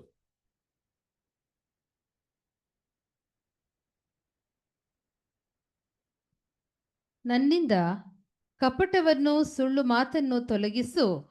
ಬಡತನವನ್ನಾಗಲಿ ಐಶ್ವರ್ಯವನ್ನಾಗಲಿ ಕೊಡದೆ ನನಗೆ ತಕ್ಕಷ್ಟು ಆಹಾರವನ್ನು ಭೋಜನ ಮಾಡಿಸು. ಹಾಗಾಗದೆ ಹೊಟ್ಟೆ ತುಂಬಿದವನಾದರೆ ಯೆಹೋವನು ಯಾರೋ ಎಂದು ನಿನ್ನನ್ನು ತಿರಸ್ಕರಿಸೇನು. ಬಡವನಾದರೆ ಕಳ್ಳತನ ಮಾಡಿ ನನ್ನ ದೇವರಾದ ನಿನ್ನ ಹೆಸರನ್ನು ಅಯೋಗ್ಯವಾಗಿ ಎತ್ತೇನು. ಸೊ ಅದಕ್ಕೋಸ್ಕರ ಇಲ್ಲಿ ಕ್ಲಿಯರ್ ಆಗಿ ಅಂದರೆ ಒಂದು ಬ್ಯಾಲೆನ್ಸ್ಡ್ ಲೈಫ್. ಜಾಸ್ತಿನೂ ಕೊಡಬೇಡ ಸ್ವಾಮಿ, ಕಡಿಮೆನೂ ಕೊಡಬೇಡ, ತಕ್ಕಷ್ಟು ಮಾತ್ರ ನನಗೆ ಕೊಡು. ಸೊ ಆಗ ನಾನು ನಿನ್ನ ನಿರೀಕ್ಷೆಯಂತೆ ನಡೆಯುವುದಕ್ಕೆ ಸಾಧ್ಯ ಆಗುತ್ತೆ. ಸೊ ಕರ್ತನ ಪ್ರೀತಿಯುಳ್ಳ ಸಹೋದರ ಸಹೋದರಿಯರೇ, ಇದರ ಒಂದು ಉಪಸಂಹಾರ ಏನು ಅಂದರೆ, ಕನ್ಕ್ಲೂಷನ್ ಏನು ಅಂತಂದರೆ, ಮನಿ ಸರ್ವ್ಸ್ ಗಾಡ್ ರೂಲ್ಸ್. ಮನಿ ಸರ್ವ್ಸ್ ಅಂತೆ ಅಂದರೆ ಹಣ ಇರತಕ್ಕಂಥದ್ದು ನಮಗೆ ಸೇವೆ ಮಾಡುವುದಕ್ಕೋಸ್ಕರ ಇದೆ ಅಷ್ಟೆ. ಇಹಲೋಕದಲ್ಲಿ ನಾವು ಜೀವನ ಮಾಡಬೇಕು ಅಂತಂದರೆ ಅದು ನಮಗೆ ಬೇಕಾಗಿರತಕ್ಕಂಥ ಒಂದು ಸಾಧನ, ಒಂದು ಮಾಧ್ಯಮ. ನಮ್ಮ ಸೇವೆಗೋಸ್ಕರ ಅದಿದೆ ಹೊರತು ಅದರ ಸೇವೆಗಾಗಿ ನಾವಲ್ಲ. ಅದು ಸೇವೆ ಮಾಡುತ್ತೆ ಹಣ. ದೇವ್ರು ಏನು ಮಾಡ್ತಾರಂತೆ? ದೇವರು ಆಳ್ವಿಕೆನ ಮಾಡ್ತಾರೆ. ಸೊ ಕ್ರಿಸ್ತಿಯರ ಪ್ರತಿಯೊಬ್ಬರ ಜೀವಿತದಲ್ಲಿ ಹಣ ಸೇವೆ ಮಾಡಬೇಕು, ದೇವರು ನಮ್ಮ ಜೀವಿತದಲ್ಲಿ ಆಳ್ವಿಕೆ ಮಾಡಬೇಕು. ಯಾವಾಗ ನಾವು ಅದನ್ನು ಮಾಧ್ಯಮವಾಗಿ ಪರಿಗಣಿಸ್ತೀವೋ, ಅದು ನಮ್ಮ ಜೀವಿತದಲ್ಲಿ ಬೇಕಾಗಿರತಕ್ಕಂಥ ಒಂದು ಸಾಧನ ಅಂತ ನಾವು ಪರಿಗಣಿಸಿರ್ತೀವೋ, ಅಲ್ಲಿವರೆಗೂ ಅದು ಏನಾಗಿರುತ್ತೆ? ನಮ್ಮ ಅಧೀನದಲ್ಲಿರುತ್ತೆ. ಇಲ್ಲ ಅಂತಂದರೆ ಅದು ರೂಲ್ ಮಾಡೋದಕ್ಕೆ ಪ್ರಾರಂಭ ಮಾಡುತ್ತೆ. ಸೊ ಕರ್ತನ ಪ್ರೀತಿಯುಳ್ಳ ಸಹೋದರ ಸಹೋದರಿ, ಅದಕ್ಕೆ ಬಳಕೆ ಮಾಡುವಂಥದ್ದು ಇವಾಗ ನಾನೆಲ್ಲ ಸೇರಿಸಿ ಹೋಗಿ ನಮ್ಮ ಕಂಪ್ನಿಲಿ ಒಬ್ಬರು ಇದ್ದರು, ರಿಟೈರ್ ಆಗಿ ಒಂದು 15 ವರ್ಷ ಆಯಿತು ಅನಿಸುತ್ತೆ, ಚೌಹಾನ್ ಅಂತ ಅಂದ್ಬಿಟ್ಟು. ಅವರು ನನಗೆ ಅಂದರೆ ಅವಾಗ ಸುಮಾರು ಜನಕ್ಕೆ ಅದು ಮನವರಿಕೆ ಆಗೋಗಿದೆ. ಅವರು ಎಲ್ಲರಿಗೂ ಹೇಳ್ತಾಯಿದ್ರು, ಸರ್ ನಮಗೆ ಒಂದು ಕೆಟ್ಟ ಬುದ್ಧಿ ಸರ್ ಅಂತ. ಏನಪ್ಪ ಕೆಟ್ಟ ಬುದ್ಧಿ? ಸರ್ ನನಗೆ ಸಂಬಳ ಬಂದಿದ್ದೆಲ್ಲ ತಗೊಂಡೋಗಿ ಬ್ಯಾಂಕಲ್ಲಿ ಹಾಕ್ಬಿಡ್ಬೇಕು ಸರ್. ಸಂಬಳ ಬಂದಿದ್ದೆಲ್ಲ ಹೋಗಿ ಬ್ಯಾಂಕಲ್ಲಿ ಹಾಕ್ಬಿಡ್ಬೇಕಂತೆ. ಅದು ಅವರು ಆ್ಯಂಡ್ ಅವ್ರು ಅದನ್ನು ಫಾಲೋನು ಮಾಡ್ತಾಯಿದ್ರು. ಹೆಂಗೆ ಅಂತಂದರೆ, ಎಷ್ಟು ಮಟ್ಟಕ್ಕೆ ಅದ್ರ ಮೇಲೆ ಅವ್ರಿಗೆ ವ್ಯಾಮೋಹ ಆಯಿತು ಅಂತಂದರೆ, ಶೇಖರಣೆ ಮಾಡಿ ಒಂದು ಸರಿ ಅವರು ರಿಟೈರ್ ಆಗಬೇಕಾದ್ರೂ ಅವ್ರಿಗೆ ಒಳ್ಳೆ ಸಂಬಳ ಇತ್ತು, ಒಳ್ಳೆ ಲೈಫ್ನ ಲೀಡ್ ಮಾಡ್ಬೋದಿತ್ತು. ರಿಟೈರ್ ಆಗಬೇಕಾದ್ರೂ ಸೈಕಲ್ ಹೊಡ್ಕೊಂಡು ಬರ್ತಾಯಿದ್ರು. ಆಪ್ರೇಟ್ರು ಸೈಕಲ್ ಹೊಡ್ಕೊಂಡು ಬರ್ತಾಯಿದ್ರು. ವಾಪಸ್ ಹೋಗ್ಬೇಕಾದ್ರೆ ಹಿಂಗೆ ರಾತ್ರಿ ಸೆಕೆಂಡ್ ಶಿಫ್ಟ್ ಮುಗಿಸ್ಕೊಂಡು 11 ಗಂಟೆಗೆ ಹೋಗ್ಬೇಕಾದ್ರೆ, ನಮ್ಮ ಮೈಸೂರಲ್ಲಿ ಜಾವಾ ಫ್ಯಾಕ್ಟ್ರಿ ಅಂತ ಇದೆ, ಸಿಸ್ಟರ್ಸ್ ಗೊತ್ತು. ಸೊ ಅಲ್ಲಿ ಹೋಗ್ಬೇಕಾದ್ರೆ ಗಾಡಿ ಪಂಚರ್ ಆಗೋಗಿದೆ ಸೈಕಲ್ಲು. ಮಳೆ, ವಿಪರೀತ ಮಳೆ ಅಂತೆ. ಅದನ್ನು ಹೇಳ್ಕೊಳ್ತಾರೆ ನಾಚಿಕೆ ಇಲ್ಲದೆ, ವಿಪರೀತ ಮಳೆ ಅಂತೆ. ವಿಪರೀತ ಮಳೆ ಆದಾಗ ಏನು ಮಾಡಿದ್ದಾರೆ, ಅಲ್ಲಿ ನಿಲ್ಲಿಸ್ಬಿಟ್ಟು ಸೈಕಲ್ಲು ಎಲ್ಲೋ ಒಂದು ಕಡೆ ಏನು ಮಾಡ್ಬೋದಿತ್ತು, ಆಟೋನೋ ಯಾವುದ್ರಲ್ಲೋ ಹೋಗ್ಬೋದಿತ್ತು, ಮಾಡಲಿಲ್ಲ. ಜಾವ ಮುಚ್ಚೋಗಿತ್ತು. ಸೆಕ್ಯೂರಿಟಿ ಗಾರ್ಡ್ಸ್ಗಳು ಸುಮಾರು ವರ್ಷಗಳು ಸೆಕ್ಯೂರಿಟಿಯಲ್ಲಿಟ್ಟಿದ್ರು. ಆ ಸೆಕ್ಯೂರಿಟಿ ಗಾರ್ಡ್ಸ್ಗಳ ಜೊತೆ ಮಲ್ಕೊಂಡು ರಾತ್ರಿ ಅವ್ರು ಕೊಟ್ಟಿರೋ ಟೀ ಕುಡ್ಕೊಂಡು ಬೆಳಗ್ಗೆ ಎದ್ದು ಸೈಕಲ್ ಎದುರುಗಡೆ ಒಂದು ಗಾಡಿ ಪಂಚರ್ ಹಾಕಿಸ್ಕೊಂಡು ಅಂದರೆ ಆ ರೀತಿಯಾದಂಥ ಒಂದು ವ್ಯಾಮೋಹ. ಸೊ ಅಂದರೆ ನಾವೇನು ಮಾಡ್ತಾ ಇದ್ದೀವಿ ಅಂತಂದರೆ, ಹಣಕ್ಕೆ, ಅಂದರೆ ಹಣ ನಮ್ಮ ಸೇವೆಗೋಸ್ಕರ ಅಂತ ಇದು ಮಾಡಲಿಲ್ಲ. ಸೊ ಅಂದರೆ ಅವಶ್ಯಕತೆ ಇದ್ದಲ್ಲಿ ಅದನ್ನು ಬಳಸಿ, ಸುಮ್ಮನೆ ಯದ್ವಾ ತದ್ವಾ ಬೇಕು ಅಂತ ಬಳಸಬೇಡಿ. ನಿಮ್ಮ ಪ್ರೆಸ್ಟೀಜು ಸ್ಟೇಟಸ್ಗೋಸ್ಕರ ಬಳಸಬೇಡಿ, ಅವಶ್ಯಕತೆಗೆ ಮಾತ್ರ ಬಳಸಿ ಎಂಬುದಕ್ಕೆ ಒಂದು ಸಾರಿ ಇದೊಂದು ಕೊನೆಯದೊಂದು ನೆನಪು ಬಂತು ಹೇಳಿದೆ. ಸೊ ನಾವೇನಂತಂದರೆ, ಹಣ ನಮ್ಮ ಸೇವೆ ಮಾಡುವುದಕ್ಕೆ ದೇವರು ನಮಗೆ ಆಳ್ವಿಕೆ ಮಾಡೋದಕ್ಕೆ ಇದ್ದಾರೆ. ಸೊ ಇದನ್ನೇ ನಾವು ನಮ್ಮ ಜೀವಿತದಲ್ಲಿ ಅಳವಡಿಕೆ ಮಾಡಿಕೊಂಡು ನಮ್ಮ ಕ್ರಿಸ್ತಿಯ ಜೀವಿತವನ್ನು ಉತ್ತಮವಾದಂಥ ರೀತಿಯಲ್ಲಿ ಓಡುವುದಕ್ಕೆ ದೇವರು ಸಹಾಯ ಮಾಡಲಿ. ದೇವರು ಈ ವಾಕ್ಯವನ್ನು ಆಶೀರ್ವದಿಸಲಿ. ಮತ್ತು ಎಲ್ಲ ಸಭೆಯ ಸದಸ್ಯರುಗಳಿಗೆ, ಹಿರಿಯರಿಗೆ ನನ್ನ ಹೃತ್ಪೂರ್ವಕವಾದಂಥ ವಂದನೆಗಳು. Thank you. Thank you, brother. Thank you.